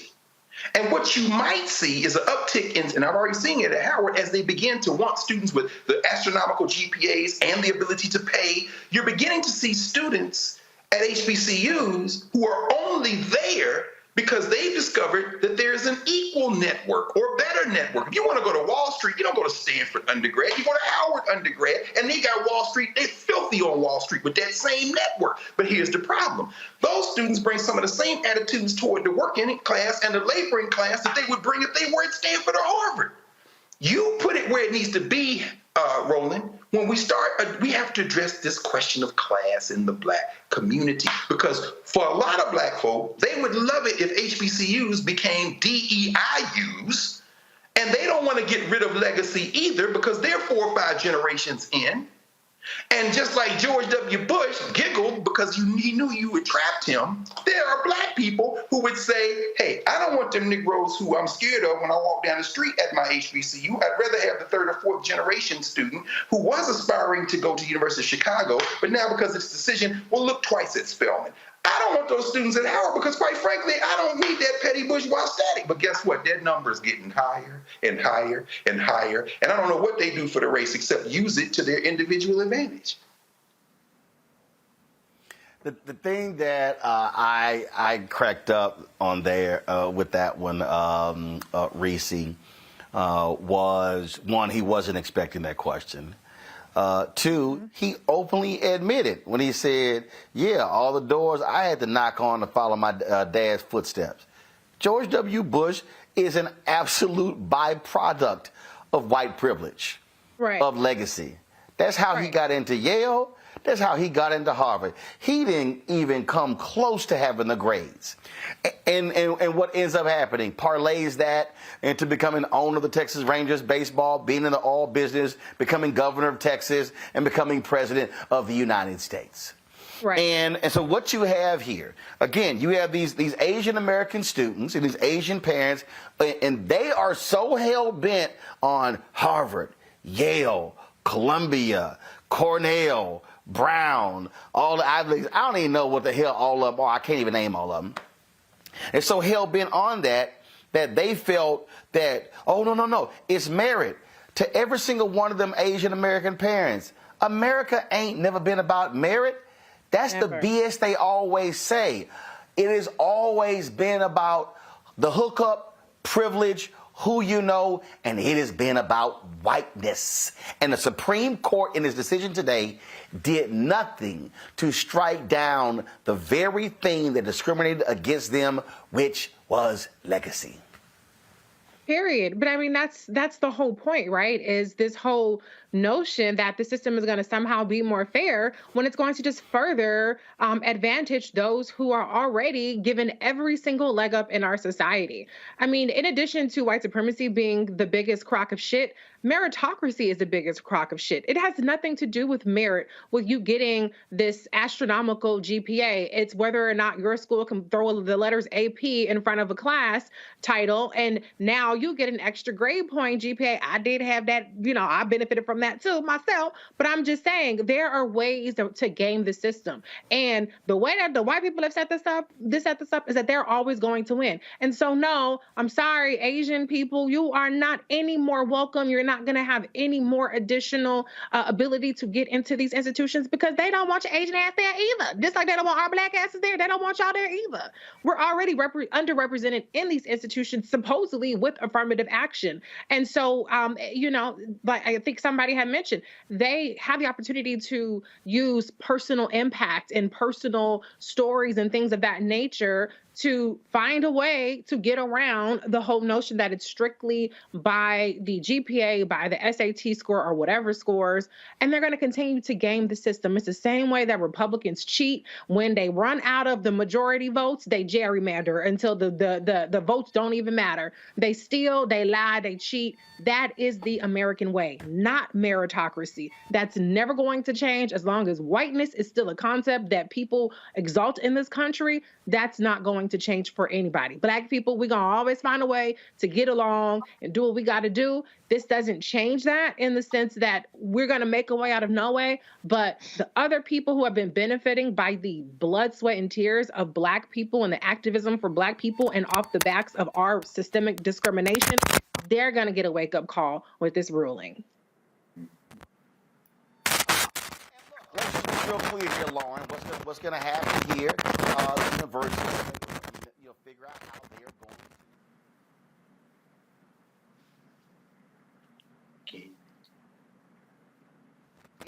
What kind of student body they want. You don't look. A lot of schools right now are not even requiring the SAT and ACT. Yeah, that's right. I think it all goes back to your book, White Fear. At the end of the day, Roland, the demographics are changing. Frankly, we're winning. Black people are winning. You know, the Barack Obama era, I think, is what touched this moment off. Even though Stacey Abrams and Andrew Gillum lost, they came very close to winning. The sort of subset within a subset that's obsessed about these types of things, who gets into Harvard, who doesn't, et cetera, and so on, they are panicking in the background. They don't want to admit that people like Abigail Fisher are too stupid to get into school. They will never admit that. It really doesn't matter. To Reese's point, we make a way out of no way. Whether it's James Meredith or Autherine Lucy or Vivian Malone, we will make it. We will always make it. It really doesn't matter what the rules are. If you give us a playing field and you give us, what the game is, we will win. And particularly when it does not involve any sort of subjective judgment. Okay, the thing about school and admissions, of course, this thing is subjective. Of course, for 360 years, it's always played against us, whether it was massive resistance or it being illegal for Black people to learn how to read or whatever it's been. We've overcome it, and we'll overcome it again. And it doesn't matter that John Roberts thinks that race doesn't play a factor in American life, and Clarence Thomas is a fool. It really doesn't matter. In the end, we'll make it. To your point, Roland, you made a point about how there's so many successful people out there who have not gone to these Ivy League schools and make it anyway. Because, of course, success is not just built on some degree that you have from an Ivy League school. We see so many people like Malcolm X or somebody like that they're making it because of determination and grit and intelligence and hard work, and it has nothing to do with anything. But if you're on the Supreme Court, so many of these people are baked into this notion, particularly in the Supreme Court, that you have to go to a certain school to make it. I mean, lawyers are particularly geared for thinking that way. So this isn't really a surprise, but it really doesn't bother me. There's a little piece of me, actually, that's kind of oddly glad that it happened, because now we don't have to hear about this constant, ridiculous idea that we're not qualified somehow because we got into a school. I mean, affirmative action, you might get into the school, but affirmative action is not going to take your test. It's not going to pass the bar for you. It's not going to get your A's and B's that you have to get when you get into the school. And there's that sort of idea in everybody's head that just getting in, of course, is the entire trick, which typically it is. Absolutely. All right, folks, hold tight 1 second. I got to go to a break. We come back. I want to read what Michelle Obama posted on social media. But what's really key is, I think, the last part where she actually gave a call to action to her followers. That's next on Roland Martin Unfiltered on the Black Star Network. Hey, folks, the conversation we're having right now, nobody else is having. I see thousands of y'all right now on YouTube. You're on Facebook. You're watching on Twitch, Instagram, the Black Star Network app. I can't tell you enough why your support matters. Okay? And, I mean, look, what we're doing here, no one else is doing. Look, I'm here at Essence Festival. You know what? One of my guys, one of my advertising guys, was at an event, and you know, a lot of these major companies announce 5-year commitments, millions of dollars. But the reality is, there is no other black-owned media company that is doing the number of daily news and information that we're doing here at the Black Star Network. Nobody else. Byron Allen's not doing it. Black Enterprise is not doing it. Essence is not doing it. Blavity is not doing it. Urban One is not doing it. We are.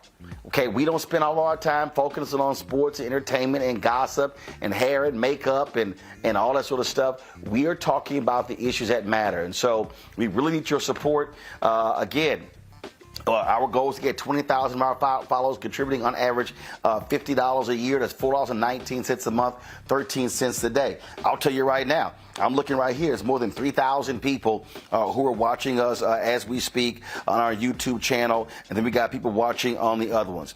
If every single one of the individuals on our YouTube channel gave $50 to the show, we'll raise $150,000 today. That's just real. That's just real. And so your support is critical and it matters. And so if you want to give, please do so. P.O. Box, check-in money orders to P.O. Box 57196, Washington, D.C., 20037-0196. Cash App, $RM Unfiltered. PayPal, R Martin Unfiltered. Venmo is RM Unfiltered. Zelle, Roland at RolandSMartin.com. Roland at RolandMartinUnfiltered.com. And so, of course, and again, Zelle, Roland at RolandSMartin.com, Roland at RolandMartinUnfiltered.com. Let me just give a shout out to the folks who've given during the show. I appreciate Ernest, Jacqueline, Sherlyn, Carrington, Kareem Brooks, Norminke Holmes, Colette, Charlene Perry, let's see here, Donald Rush, Gerald Gilmore, Gregory Kelly, Richard McGregory, Tommy Williams, Charles Slocum, Ronald, thank you, and Antoine Brand, Tiffany Tolder. Thanks for contributing during our show. Anybody who gives will get a personal shout out as we're live. Folks, I'll be back in a moment. Hatred on the streets, a horrific scene, a white nationalist rally that descended into deadly violence.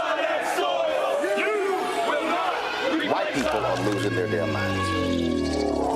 As an angry pro-Trump mob storms the U.S. Capitol, we're about to see the rise of what I call white minority resistance.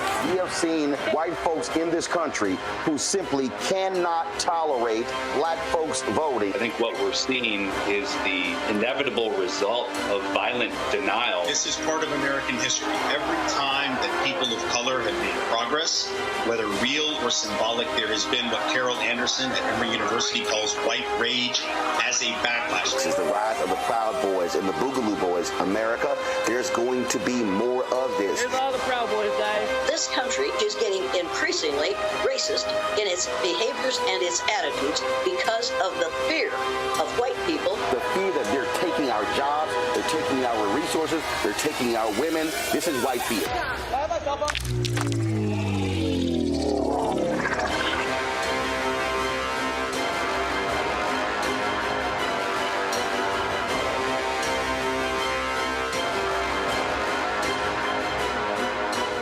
On a next, A Balanced Life with me, Dr. Jackie, a relationship that we have to have. We're often afraid of it and don't like to talk about it. That's right, we're talking about our relationship with money. And here's the thing, our relationship with money oftentimes determines whether we have it or not. The truth is you cannot change what you will not acknowledge. Balancing your relationship with your pocketbook. That's next on A Balanced Life with me, Dr. Jackie, here at Black Star Network. Hi, my name is Freddie Ricks. I'm from Houston, Texas. My name is Sharon Williams. I'm from Dallas, Texas. Right now, I'm rolling with Roland Martin, unfiltered, uncut, unplugged, and undamn believable. You hear me?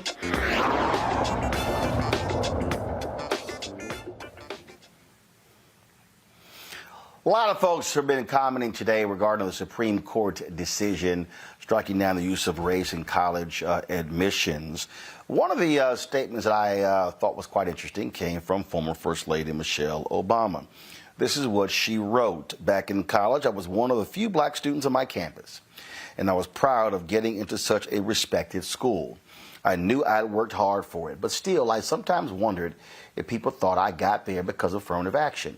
It was a shadow that students like me couldn't shake, whether those doubts came from the outside or inside our own minds. But the fact is this: I belonged. And semester after semester, decade after decade, for more than half a century, countless students like me showed they belonged too. It wasn't just the kids of color who benefited either. Every student who heard a perspective they might not have encountered, who had an assumption challenge, who had their minds and their hearts open, gained a lot as well. It wasn't perfect, but there's no doubt that it has helped offer new ladders of opportunity for those who, throughout our history, have too often been denied a chance to show how fast they can climb. Of course, students on my campus and countless others across the country were and continue to be granted special consideration for admissions. Some have parents who graduated from the same school. Others have families who can afford coaches to help them run faster or hit a ball harder. Others go to high schools with lavish resources for tutors and extensive standardized test prep that help them score higher on college entrance exams. We don't usually question if those students belong. So often we just accept that money and power and privilege are perfectly justifiable forms of affirmative action. While kids growing up like I did are expected to compete when the ground is anything but level. So today, my heart breaks for any young person out there who's wondering what their future holds and what kinds of chances will be open to them. And while I know the strength and grit that lies inside kids who've always had to sweat a little more to climb the same ladders, I hope and I pray that the rest of us are willing to sweat a little too. Today is a reminder that we've got to do the work not just to enact policies that reflect our values of equity and fairness, but to truly make those values real in all of our schools, workplaces, and neighborhoods. If you're interested in supporting organizations who have long been advocating for this cause, check out UNCF, Hispanic Scholarship Fund, APIA Scholars, American Indian College Fund, the Dream US, Thurgood Marshall College Fund. That to me, Reese, I think is important in that what the First Lady is saying. We can sit here and yell, holler, and scream, but we got to take action. And so for her to millions of followers to recommend those institutions, I think is an appropriate response because the work still has to get done and the folks still got to get educated. Absolutely. Like I said, Black folks is going to find a way to make a way out of no way. But I also want to say, and I say this not in response to First Lady Michelle Obama because I have the utmost respect for her, but respectfully, let's also normalize not giving a fuck how white people think we got our asses in a room, whether that's a school, a boardroom, or any situation, because they ain't thinking two times about what we think about how they got there. So, this whole notion of, our affirmative action was a dark cloud over Black students. Who gives a damn? At the end of the day, did you get an advantage or not? If you did, then that's all that matters. And that's something that white people have figured out. And they do it shamelessly. They take advantage of every single leg up they have, and they turn around and say that they got that advantage because they're the best. They're the best because they're rich. They're the best because they're white. It's not about a test score with them, and it's not about a GPA. It's I'm white, I won, so by default, I deserved it. And I want us to normalize that attitude within our community. Whatever we can do to get ahead, and I'm not saying step all over people, but if we're in the room, then we belong, and that's all that has to be proven to anybody. So yes, let's do this call to action, but we also need to change, and we've talked about this throughout the show, the mentality that goes into wanting acceptance, wanting to prove that we deserve and that we belong. We don't have to prove shit to anybody, just like the same people we so-called trying to prove ourselves to don't feel like they have to prove anything to us. That's right. See, that was a thing for me. Greg. Clarence Thomas, that was always his deal. Part of this thing is that his hatred of affirmative action because he felt like what the white kids were saying about me when I was at Yale, and that cheapened my degree. Yeah, but you wrote that damn elitist-ass degree to the Supreme Court. So stop fronting. And the thing for me is, I'm like Reese, Greg.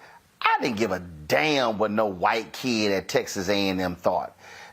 Here's the crazy part. I've said stuff. I got white folks who they were trying to call me affirmative action baby when I was at CNN. And you know what? I wasn't about to sit here and go, how dare you call me the affirmative action baby? I've done this. All I simply did was what Della Reese said in the Harlem Nights, kiss my entire ass. Period. Right.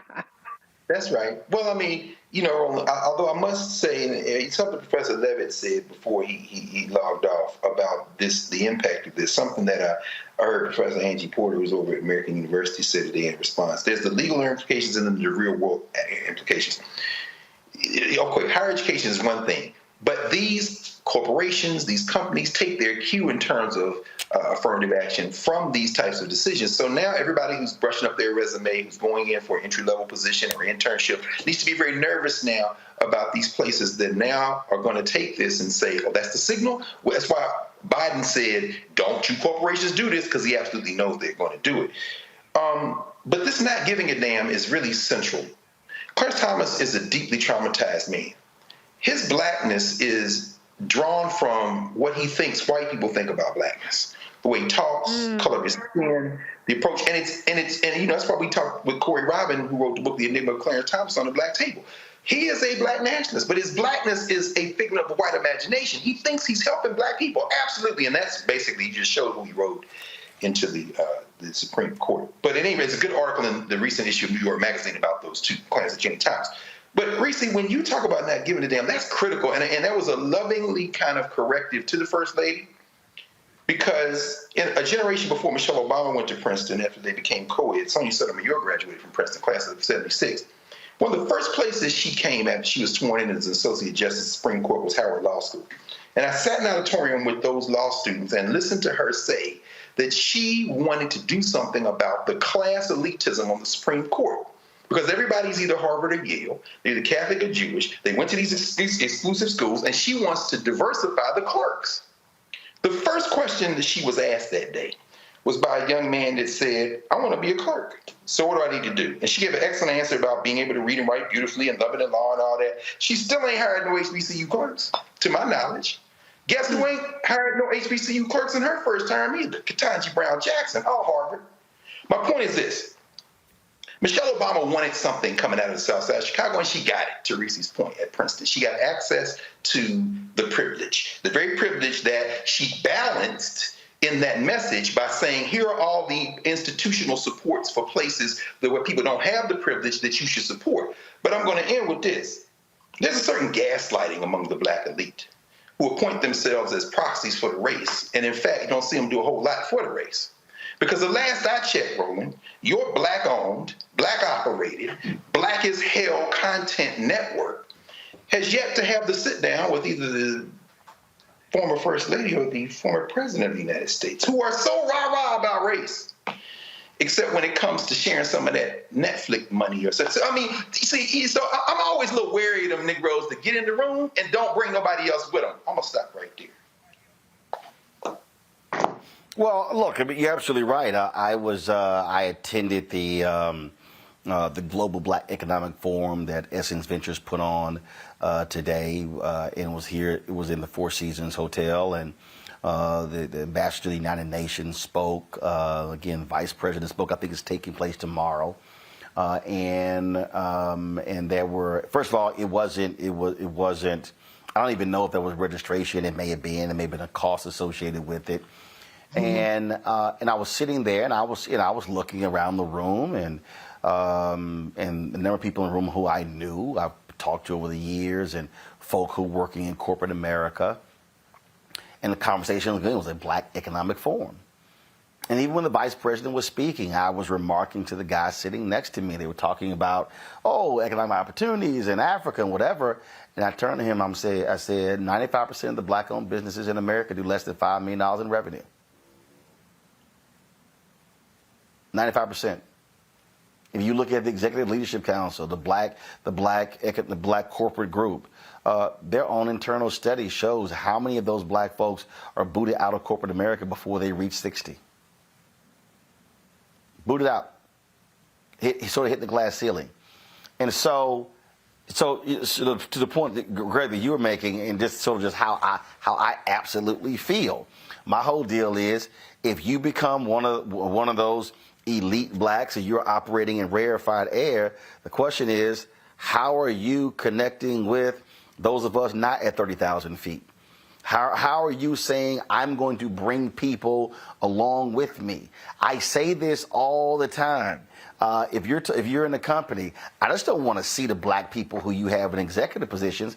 I want to know who's getting the contracts, who's getting the money, who's getting the catering contracts, who's getting the transportation contracts, that's the whole deal. At some point, if we're going to be sitting here talking about, Lauren, how do we move in privileged circles? How do we operate in elite institutions?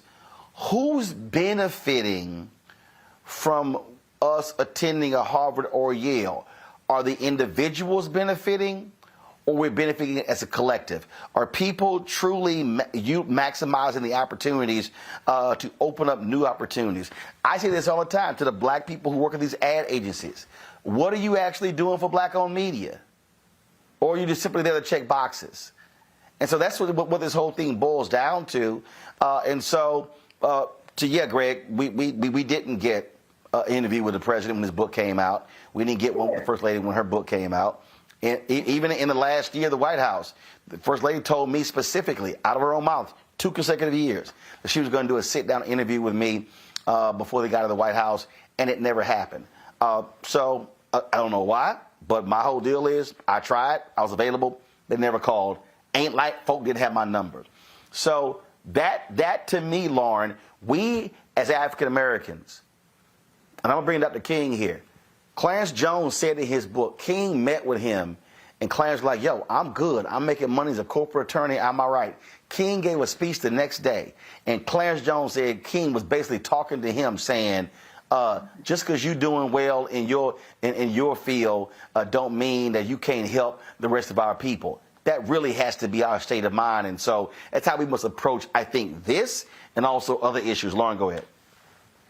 Yeah, I mean, that's deep. I mean, there's so much to say there. I just know in my experience in all the places that I've worked, whether it's ABC or USA Today or whatever, it wasn't the boule crowd that was helpful to me. It was typically people who were blue collar, who had to work their way up, that went to some community college and then transferred after 2 years into another school and had the life experience that sort of taught them that I got to help other people. Now, sometimes it's somebody in the boule crowd. Sometimes it is somebody from Harvard. You just never know in life. But what I find is that's generally not the case. But I mean, us working as a collective has always been a huge challenge. It's something that we need to deal with.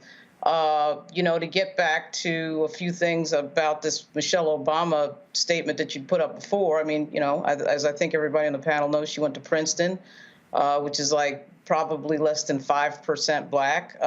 To echo Reese's sentiments once again, I mean, this idea that you're going to make me feel inferior, you're going to make me feel like I shouldn't be in the room, or I'm going to be thinking about what other people, I really could not give an F. I really could not. Half the time, we're the smartest person in the room in a place like Harvard and Princeton, because we got to be perfect to get in there. They get in on legacy. They get in on athletics. They get in on some nonsense. They're a donor, whatever. Trump's freaking son-in-law, whatever. So the 5% of black kids you see walking around on a Harvard, Princeton college campus, they're like the cream of the crop in the entire country. They're the ones that get all the scholarships. They're the ones that busted their ass, got the perfect freaking SAT score. And then you're going to make me feel like I shouldn't be here? You got to be out of your mind. So what Reese said earlier is the perfect thing. And, Clarence Thomas, the idea, the absurdity of Clarence Thomas lecturing people on anything. But, it's at the end of the day, it's Stockholm syndrome and insecurity. He wants so badly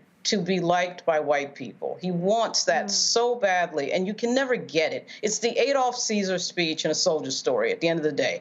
They still hate you no matter what you do. You got to do your thing. And Clarence Thomas is just a sad example of what happens when you grow up in a society, in a situation, in a specific place that doesn't like you, and you know that, and you don't figure out that, your confidence and your self-ability to come through that has got to ignore your environment around you. I think it's sad in a way. I think, I think it's difficult. I sometimes think about Clarence Thomas, and I feel sorry for him that he doesn't have the self-awareness about who he is as an individual, and he let society make him feel inferior. And you see it in his statement today. Shout out to KBG, Ketanji Brown Jackson, for lighting his ass up hot on everything that he said. So there you go. Gotta go to a break. We come back. I want to talk about that because, folks, if y'all have actually read any of this, it was like, look, Judge Ketanji Brown Jackson, she basically wrote this mother. That's pretty much what, and Clarence Thomas was hot.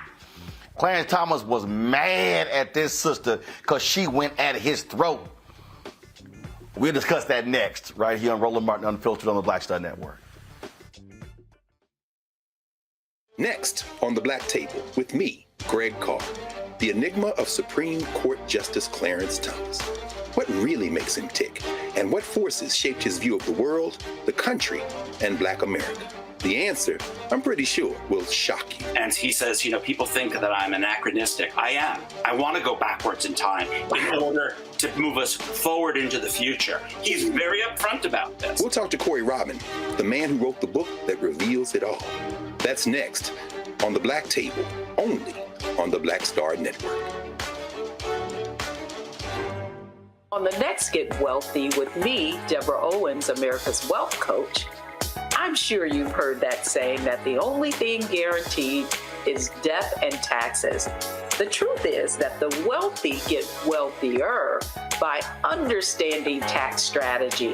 And that's exactly the conversation that we're going to have on the next Get Wealthy, where you're going to learn wealth hacks that help you turn your wages into wealth. Taxes is one of the largest expenses you ever have. You really got to know how to manage that thing and get that under control so that you can build wealth. That's right here on Get Wealthy, only on Black Star Network.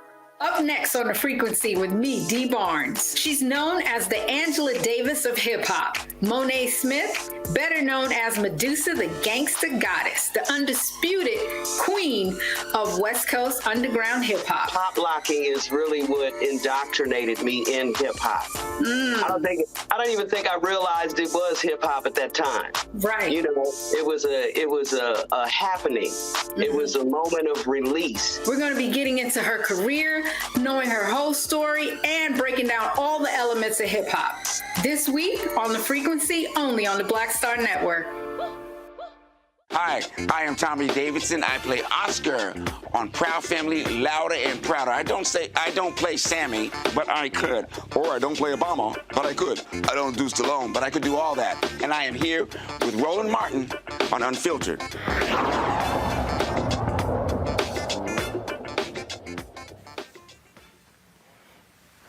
Man, let me tell y'all something. A lot of times when you read these Supreme Court decisions, your eyes just sort of gloss over. But man, rarely do we get to see these justices duke it out. Judge Ketanji Brown Jackson, she wrote this here, and it may not be if we have the full control room, but she said the majority and concurring opinions rehearse this court's idealistic vision of racial equality from Brown forward with appropriate lament for past indiscretions. But the race-linked gaps that the law, aided by this court, previously founded and fostered, which indisputably define our present reality, are strangely absent and do not seem to matter. With let them eat cake obliviousness, today the majority pulls the ripcord and announces color blindness for all by legal fiat. But deeming race irrelevant in law does not make it so in life. And having so detached itself from this country's actual past and present experiences, the court has now been lured into interfering with the crucial work that UNC and other institutions of higher learning are doing to solve America's real-world problems. No one benefits from ignorance. Although formal race-linked legal barriers are gone, race still matters to the lived experiences of all Americans in innumerable ways. And today's ruling makes things worse, not better. The best that can be said of the majority's perspective is that it proceeds, parentheses, ostrich-like, from the hope that preventing consideration of race will end racism. But if that is its motivation, the majority proceeds in vain. If the colleges of this country are required to ignore a thing that matters, it will not just go away. It will take longer for racism to leave us. And ultimately, ignoring race just makes it matter more. Y'all, she was in the pocket today. Can you say Clarence Thomas was a little hot? Let me just read for you. Let me just read for you what John Roberts was so mad. Clarence couldn't fight his own fight, so John Roberts had to come defend him. He writes, that is a remarkable view of the judicial role, remarkably wrong, lost in the false pretense of judicial humility at the dissent espouses is a claim to power so radical, so destructive that it required a second founding to undo. Justice Harlan knew better. One of the dissent's decrees, in view of the Constitution, in the eye of the law, there is in this country no superior, dominant, ruling class of citizens. There is no caste here. Our Constitution is colorblind and neither knows nor tolerates classes among citizens. That was the Plessy v. Ferguson decision. John Roberts literally used the Plessy dissent to try to slap down this black woman on the Supreme Court. That's right. That's right. Really? Really, y'all? Now let me find.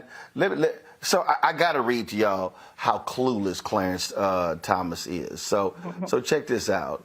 He goes, yet Justice Jackson would replace the second founder's vision with an organizing principle based on race.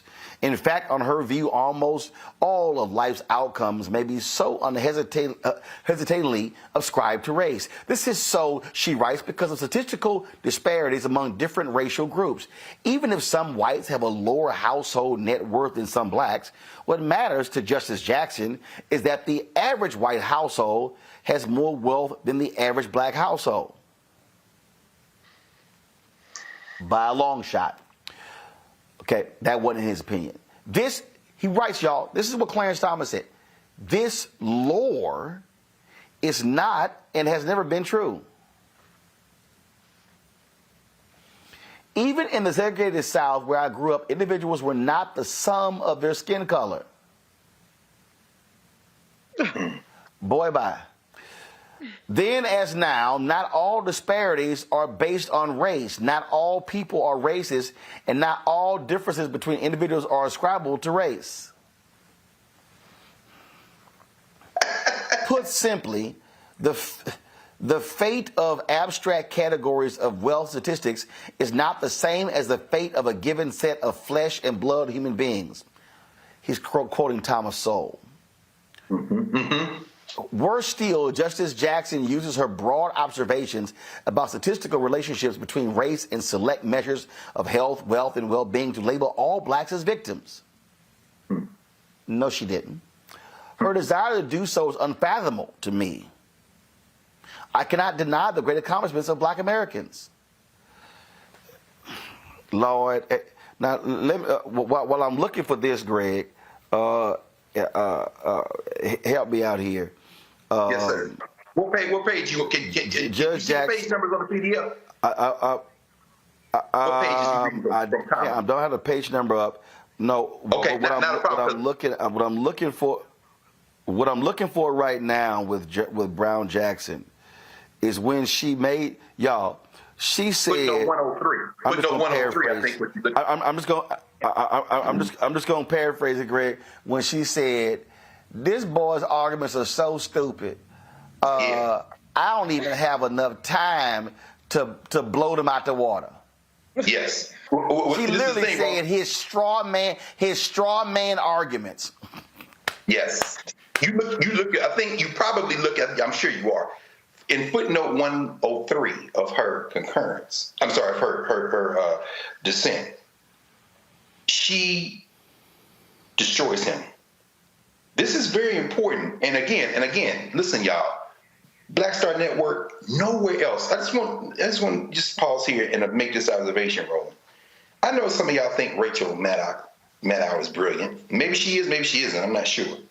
But what in the history of Black news media, where have you seen a host read from Supreme Court opinion and dismantle it in Black media? This ain't the hee ha ha reality television. This is a different thing going on right now. And I also want to thank you, Roland, by the way, because not only were we able to interview Corey Robin for the Black Table, we interviewed Professor Kermit Roosevelt at the University of Pennsylvania, who wrote a book on that second Reconstruction. Only on the Black Star Network are you going to get behind this noise to deal with what Ketanji Brown Jackson is dealing with. In footnote 103, what she says is Clarence Thomas made up an opinion in my name and then attacked it. So she says Justice Thomas's prolonged attack, ante at pages 49 to 55, responds to a dissent I did not write in order to assail an admissions program that is not the one UNC is crafted. She called that MF as chasing a pink elephant.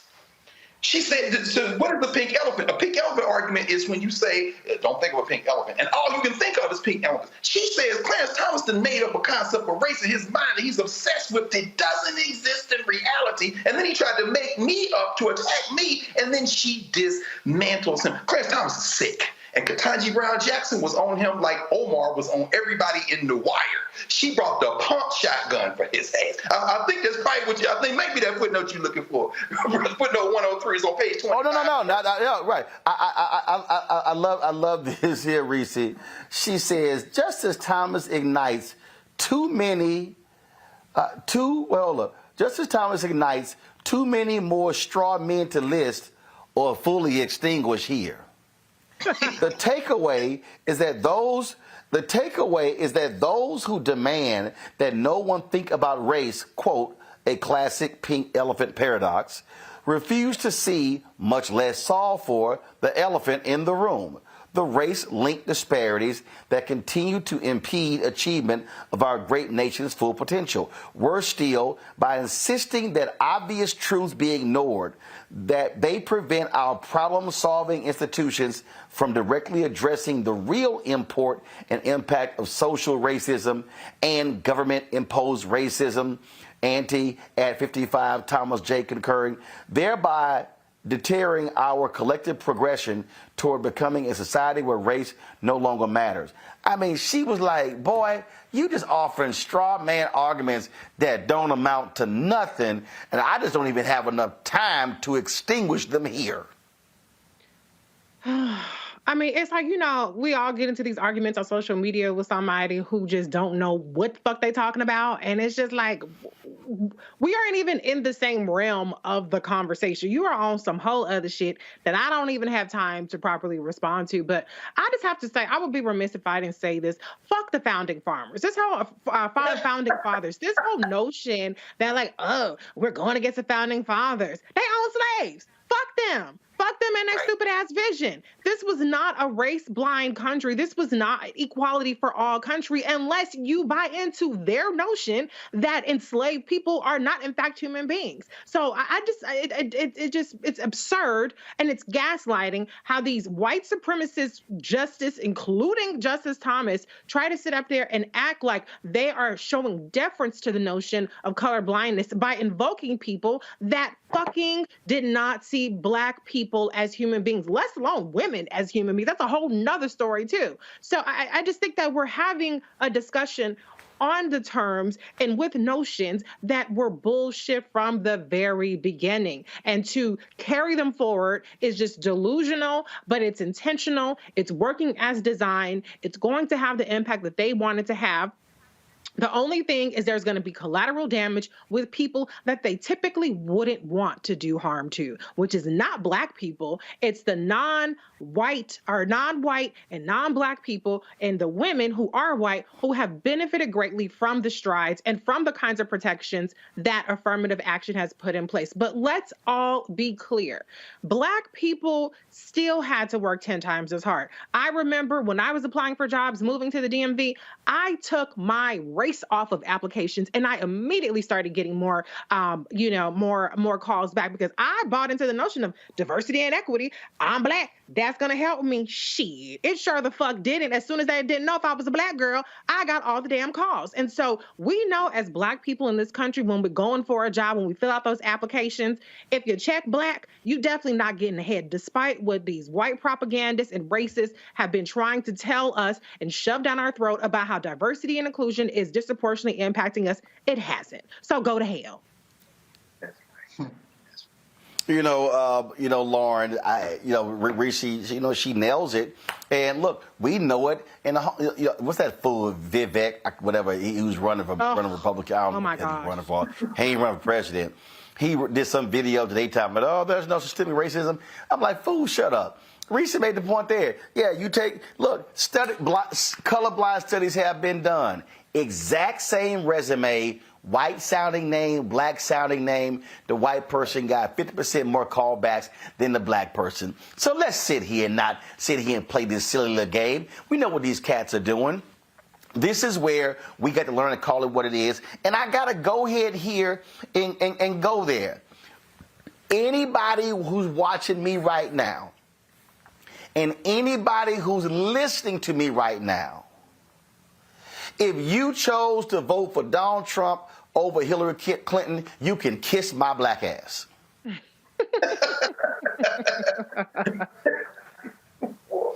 Because all of those folks who got caught up in Bernie didn't get the nomination, I ain't vote for Hillary, guess what? That's how we got today's decision. How about that? And let me be perfectly clear, Hillary wasn't no perfect candidate, ain't no perfect candidate, but I know she damn well was better and smarter than Trump. I know damn well she would have never appointed a Neil Gorsuch, a Brett Kavanaugh, a Amy Coney Barrett to the Supreme Court. And so, again, all y'all folk who commenting today on this decision, and if you kept your sorry ass at home, and if you didn't register, and if you did vote, and you voted for Trump over Hillary, kiss my ass. You sound like the dude, Latino dude, who used to clean, he used to do some yard stuff or whatever. I can't remember what he did. It clipped some inside. I don't know, my wife hired him, I don't know. And so, he was a big-ass Trumper. Oh, man, he loved him some Donald Trump. Until Donald Trump started deporting that ass. And when Donald Trump started going off on them damn immigrants and building the wall, it's amazing how his tone changed on his Facebook page. And guess what? That's why we use hashtag, we tried to tell you. So again, if you one of those folks who complaining after the fact, just like all them white women were whining outside the Supreme Court in the Dobbs decision, shut your ass up, because today is what happens when you do not vote. That's real. Lauren, go ahead. Yeah, I mean, I do think about Robbie Mook today. I think about Robbie Mook a lot today, because it is the moment created by Hillary Clinton losing. The irony of this whole Clarence Thomas, Ketanji Brown Jackson boxing match that we saw that she really won in the first round is that you have Clarence Thomas arguing that somehow, race shouldn't matter. And of course, so sort of disregarding history, disregarding everything that has to do with Black history. He just has this sort of contempt. It's kind of strange. It always sort of rears its head at these moments, and it's really strange. And the fact that he was so motivated by what she said, it's just an ultimate example of a hit dog hollering. But the ultimate irony of it is that the reason that he is on the U.S. Supreme Court is the very thing that he is arguing against. He, in fact, is a quota. He is not even affirmative action. Anybody who believes that he's qualified to be there is joking. I mean, this man never speaks. He never says anything. And then all of a sudden, when he does say something, what motivates him is something like this. It's usually race. And it's a shame. You know, I just cannot wait until he's gone. I cannot wait until he's off the court.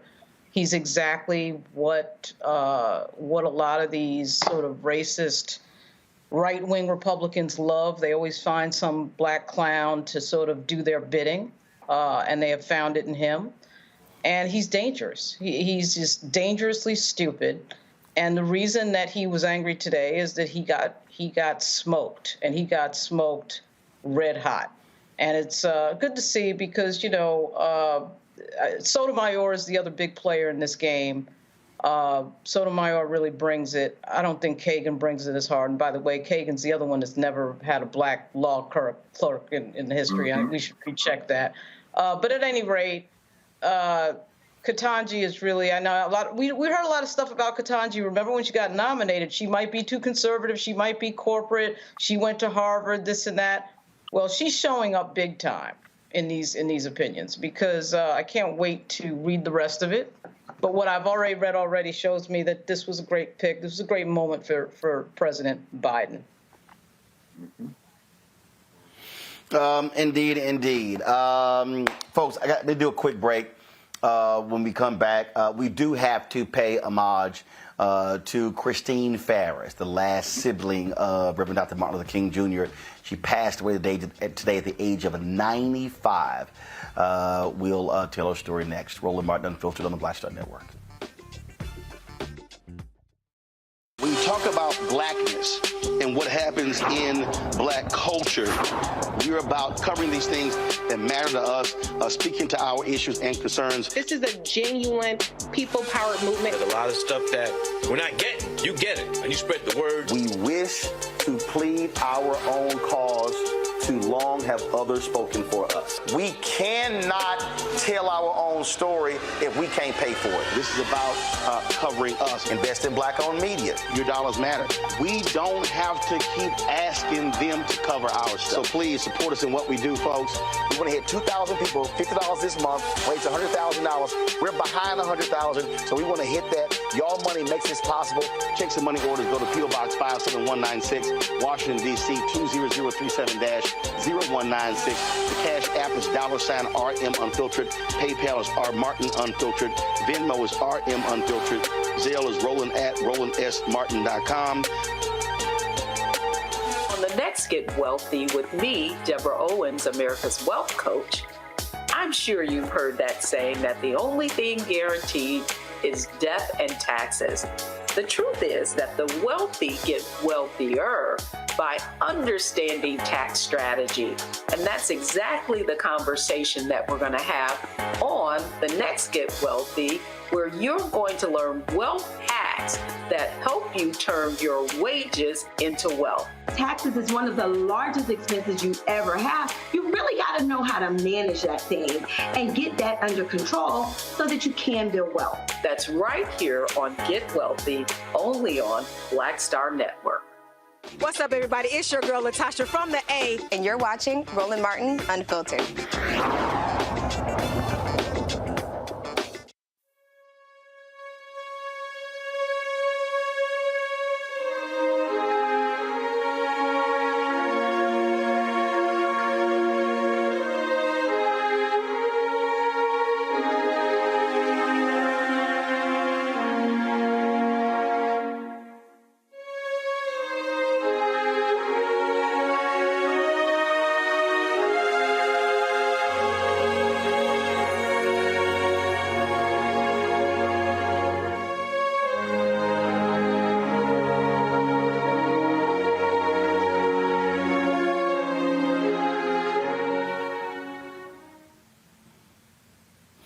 Folks, Dr. Christine Farris passed away today at the age of 95. She was the last living sibling of the Reverend Dr. Martin Luther King Jr. She was more than just his sister. She was the first child of Martin Luther King Sr. and Alberta Williams King. She earned a bachelor's degree in economics from Spelman College and later master's degrees in social foundations of education and special education from Columbia University. She was a founding board member of the King Center, founded by Dr. King's wife, Coretta Scott King, in 1968. That same year, they began a memorial library documenting Dr. King's journey in the civil rights movement. She was one of the longest-serving tenured professors at Spelman College, teaching at the all-women's institution for more than 5 decades. Was also one of the longest-serving members of Ebenezer Baptist Church, where her grandfather, father, and brother served as pastors. The family's going to hold a news conference tomorrow at the King Center at 11 a.m. Eastern. Ferris spoke at the dedication in 2011 of the MLK monument in Washington, D.C. I stand as the person who knew Martin Luther King Jr. longer than anyone now alive. In fact, I was there in our home the day that he was born on January 15, 1929. He was my little brother, and I watched him grow and develop into a man who was destined for a very special kind of greatness. It's been quite a journey from that cold January day more than 82 years ago on down to today, when I first laid my eyes on my baby brother. Now I'm standing here alongside an African-American president at the dedication of the Martin Luther King Jr. Memorial on the National Mall. During my life, I witnessed a baby become a great hero to humanity who provides hope and inspiration for freedom-loving people everywhere. So I just want to say to all the young people coming up, great dreams can come true, and America is a place where you can make it happen. And I know that our president will agree with me on this. It wasn't far from here where my brother Martin told America about his great dream for our country. On this day, 48 years ago, the dream of justice, equality, and brotherhood he shared with us on that sweltering August afternoon. It's really the heart and soul of the American dream. It's what this country must always be about, so we can light the way forward to a new era of peace and prosperity for all people in all nations. And I remember another lovely afternoon in 1983 when another president of the United States signed into law a bill to name my brother's birthday a federal holiday. That, too, was a day of hope and healing. I don't think my brother's legacy could get much larger. But I was wrong, because here I am overjoyed and humbled to see this great day when my brother Martin takes his symbolic place on the National Mall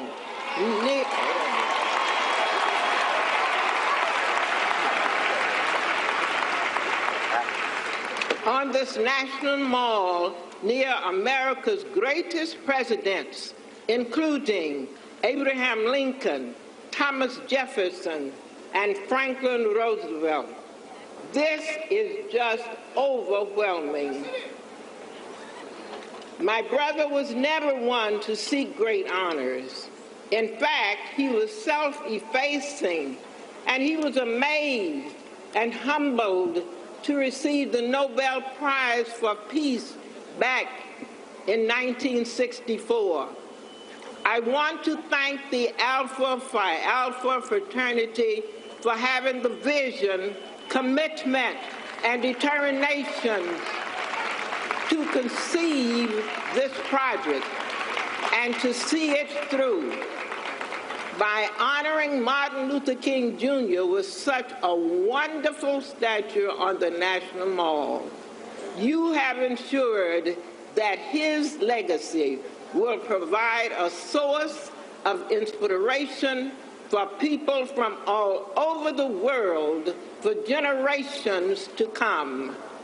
My brother was an Alpha himself, and he was deeply proud of his fraternity brothers when they came to the aid of our nonviolent freedom struggle again and again with urgently needed contributions and volunteer support. And now, against all odds, you have built this beautiful monument which brings honor to our country and hope to coming generations. And in closing, I want to thank each of you for joining us today. Your presence is also an affirmation of my brother's legacy and the great blessings of diversity in America. Let this wonderful day mark another step toward the fulfillment of the dream, and let all hearts be joined together as we move forward into the future, united and determined to create the beloved community in America and throughout the world. I thank you. One of the things that often happens, Lauren, when you are the sister or the brother of a prominent person, people only equate you as this. But so many people, women who've gone through Spelman, have talked about the importance of Christine Farris on their education. No, absolutely. And I think I met her at the groundbreaking, not that ceremony, but the one before it. I guess it must have been before 2006. Really nice lady, very nice lady. And I was really sad to see that bulletin with everything else that was going on. I was really sad to see that. Now, I tell you what, Reese, I think she probably gave Dorothy Height a run for her money with them church hats. Every time I saw her, she was always dressed to the nines. Always. Yes. Just absolutely stunning. And I love that you mentioned that because, you know, Black women are so multifaceted. We could be powerful and dynamic and look damn good in the process. So I'm glad that you are paying homage to her and her invaluable contributions beyond just simply, and I don't say simply in a pejorative way, but beyond just being the sibling of the great late Dr. Martin Luther King Jr. Greg. I mean, I'm almost overcome, Roland. Again, this is the importance of this network. This is the importance of this show, and this is the importance of you as a journalist who has got both feet planted firmly in our community. When the President of the United States spoke at Ebenezer recently, and Sister Bernice King was there and talking, and then Professor Ferris came in her wheelchair, which she only used in the last couple of years. You know, it's like time stops. These last couple of days I've been in Atlanta. I spent part of yesterday and today at the King Center. And of course the news came today. And just sitting there with the women and men who are the park rangers for the National Park Service, who take care of the original, well, not the original, A.D. Williams, her grandfather, built that church, Ebenezer Baptist Church, erected in 1914. There was a young sister today who works there, and she was talking about how Professor Ferris would celebrate her birthday in that church, even as she continued to be a member of the huge new sanctuary across the street, Ebenezer, where, of course, Reverend Warnick is the pastor, our frat brother. She said that, you know, students from the Atlanta University Center would perform at the Legacy Church, Ebenezer. And to a person, the sisters who run the bookstore next to the King home, the brothers who work outside and maintain the King campus, the King Center campus, they talked about Christine Ferris. You know, this sister who spent, as you say, 5 decades on the campus of Spelman College, listening to students at Spelman, knowing that she took that job in 1958 to teach freshmen reading and expanded that literacy quest over decades, not just Spelman students, but to many others. Condolences to her children, to her niece and nephews. Condolences to everyone whose lives that she touched. Her husband, Isaac Ferris, and of course, Roland, you know better than I do, brother, because you were just down here. You've been over here many times. Auburn Avenue, Isaac Ferris, her husband, who worked for the Atlanta Daily World.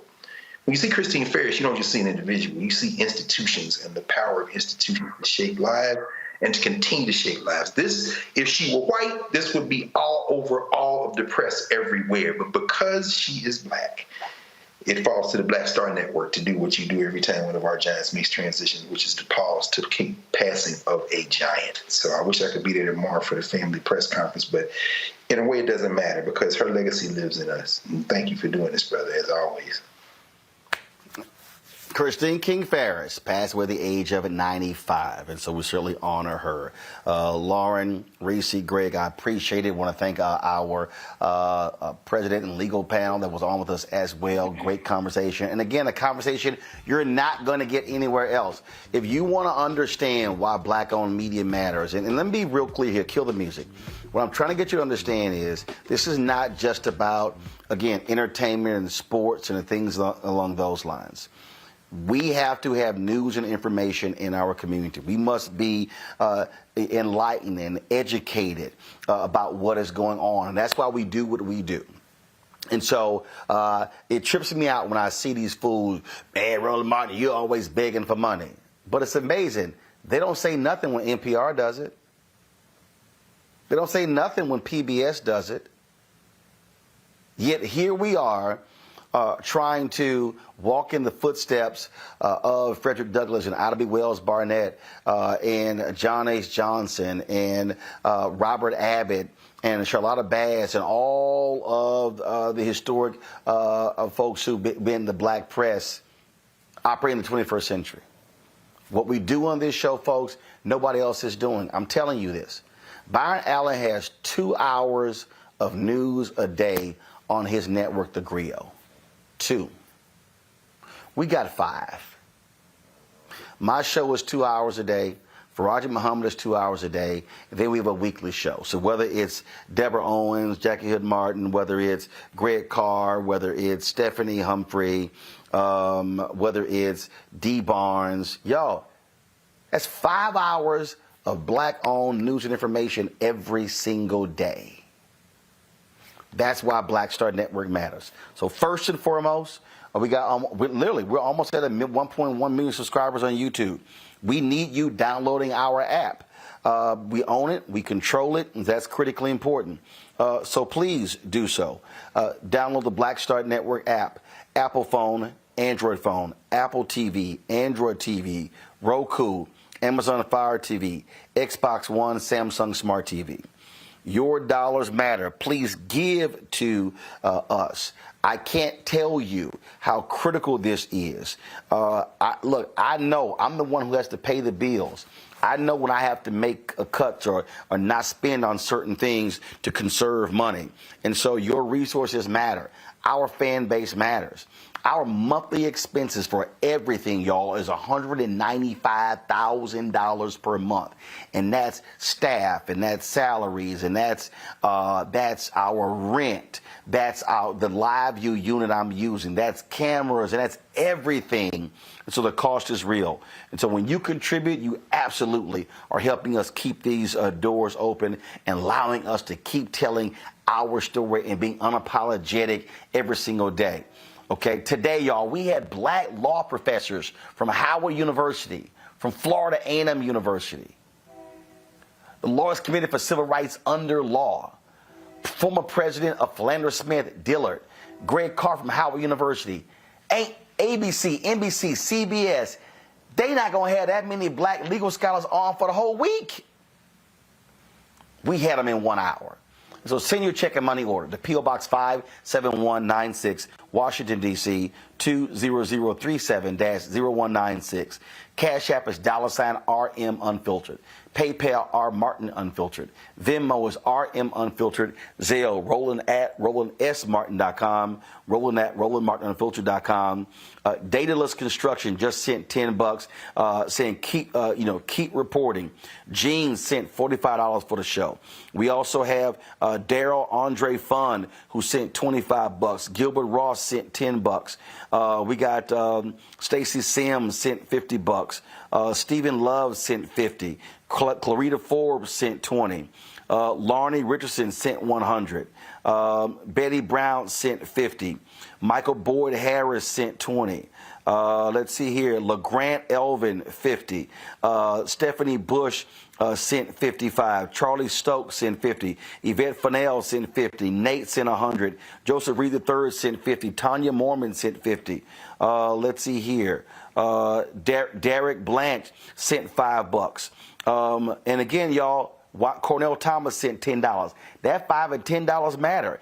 Ira Button, $25. Nancy sent $50 saying, love your show. Let's see here. Priscilla G sent $100. LaWanda Rivers, Philip Gary, Yvette Mazzone, Gloria Langley, Sylvia Peraza, Hiram Etienne, Robert Blackwell, Jesse Benefield, Delilah Collins, Devontae Piguet, Shirley Simpson, Keisha Sancho, LaRon Blakely sent $1, said, love your YouTube content. Y'all, that $1 is just as important as $100. Audra James, Brian Hall, Iris Lee, Jermaine Smith, Sherlanne Carrington, all of those folks, Norminke Holmes, let's see here, Colette, Charlene Perry, Scott Von Ruten. I appreciate that. Y'all, I'm telling y'all, all of this absolutely matters. James Fennell just sent $20. I appreciate it. Let's see here. I think I missed Terrell Foster, Bradrick Bennett, Herbie Holland, Russell, Tracy Dupree. Y'all, these people literally giving as I am talking. Russell, $25, great work. Valerie Saunders just sent $50 in. Who did I just miss? Leon Rawson, Keith Lewis, 06. Gloria Langley, Deborah Amos, Stephanie Bush. Let's see, Paul Gamby. All of those people, I'm talking about y'all, as I'm talking, people are literally sending in money. Paul Gamby just sent this. Let's see here. Lomax sent in $50. Thank you for being Black Media. And so Gregory just sent $50. Chris Young just sent $25. Y'all, I'm only going to do this for 60 more seconds. We're way over time. We normally don't go that long. Chris Young just sent $25 for RMU 2023. And so you're seeing Saute Dean just sent. And so you're now understanding Vincent Williams. I appreciate that $4. And so, folks, all of this matters. We are doing the work. And so that's what's important. And so we appreciate Louise sent $20. Y'all, I'm only doing this for 30 more seconds, and then I got to go. I got to get out of here. Charles Berry sent $100. Thanks a bunch. Y'all can give when the show is over. I saw y'all giving on YouTube. I saw folks giving $20 and $50 and $40. I thank all of you on YouTube as well. Thank you so very much who've been supporting us. Y'all, this is why we do the work, because trust me, if we don't build it and if we don't do the work, ain't nobody else going to do it. And I am not interested in asking for somebody else's permission to cover our news and cover our stories the way we want it to be done. Folks, that's it. I'll see you tomorrow. From New Orleans, I'm Roland Martin. Holla! Folks, Black Star Network is here. Hold no punches! I'm real revolutionary right now. Black power! Support this man, Black Media. He makes sure that our stories are told. Thank you for being the voice of Black America, Roland. Stay black. I love y'all. All momentum we have now, we have to keep this going. The video looks phenomenal. See, this difference between Black Star Network and Black-owned media and something like CNN. You can't be Black-owned media and be scared. It's time to be smart. Bring your eyeballs home. You dig?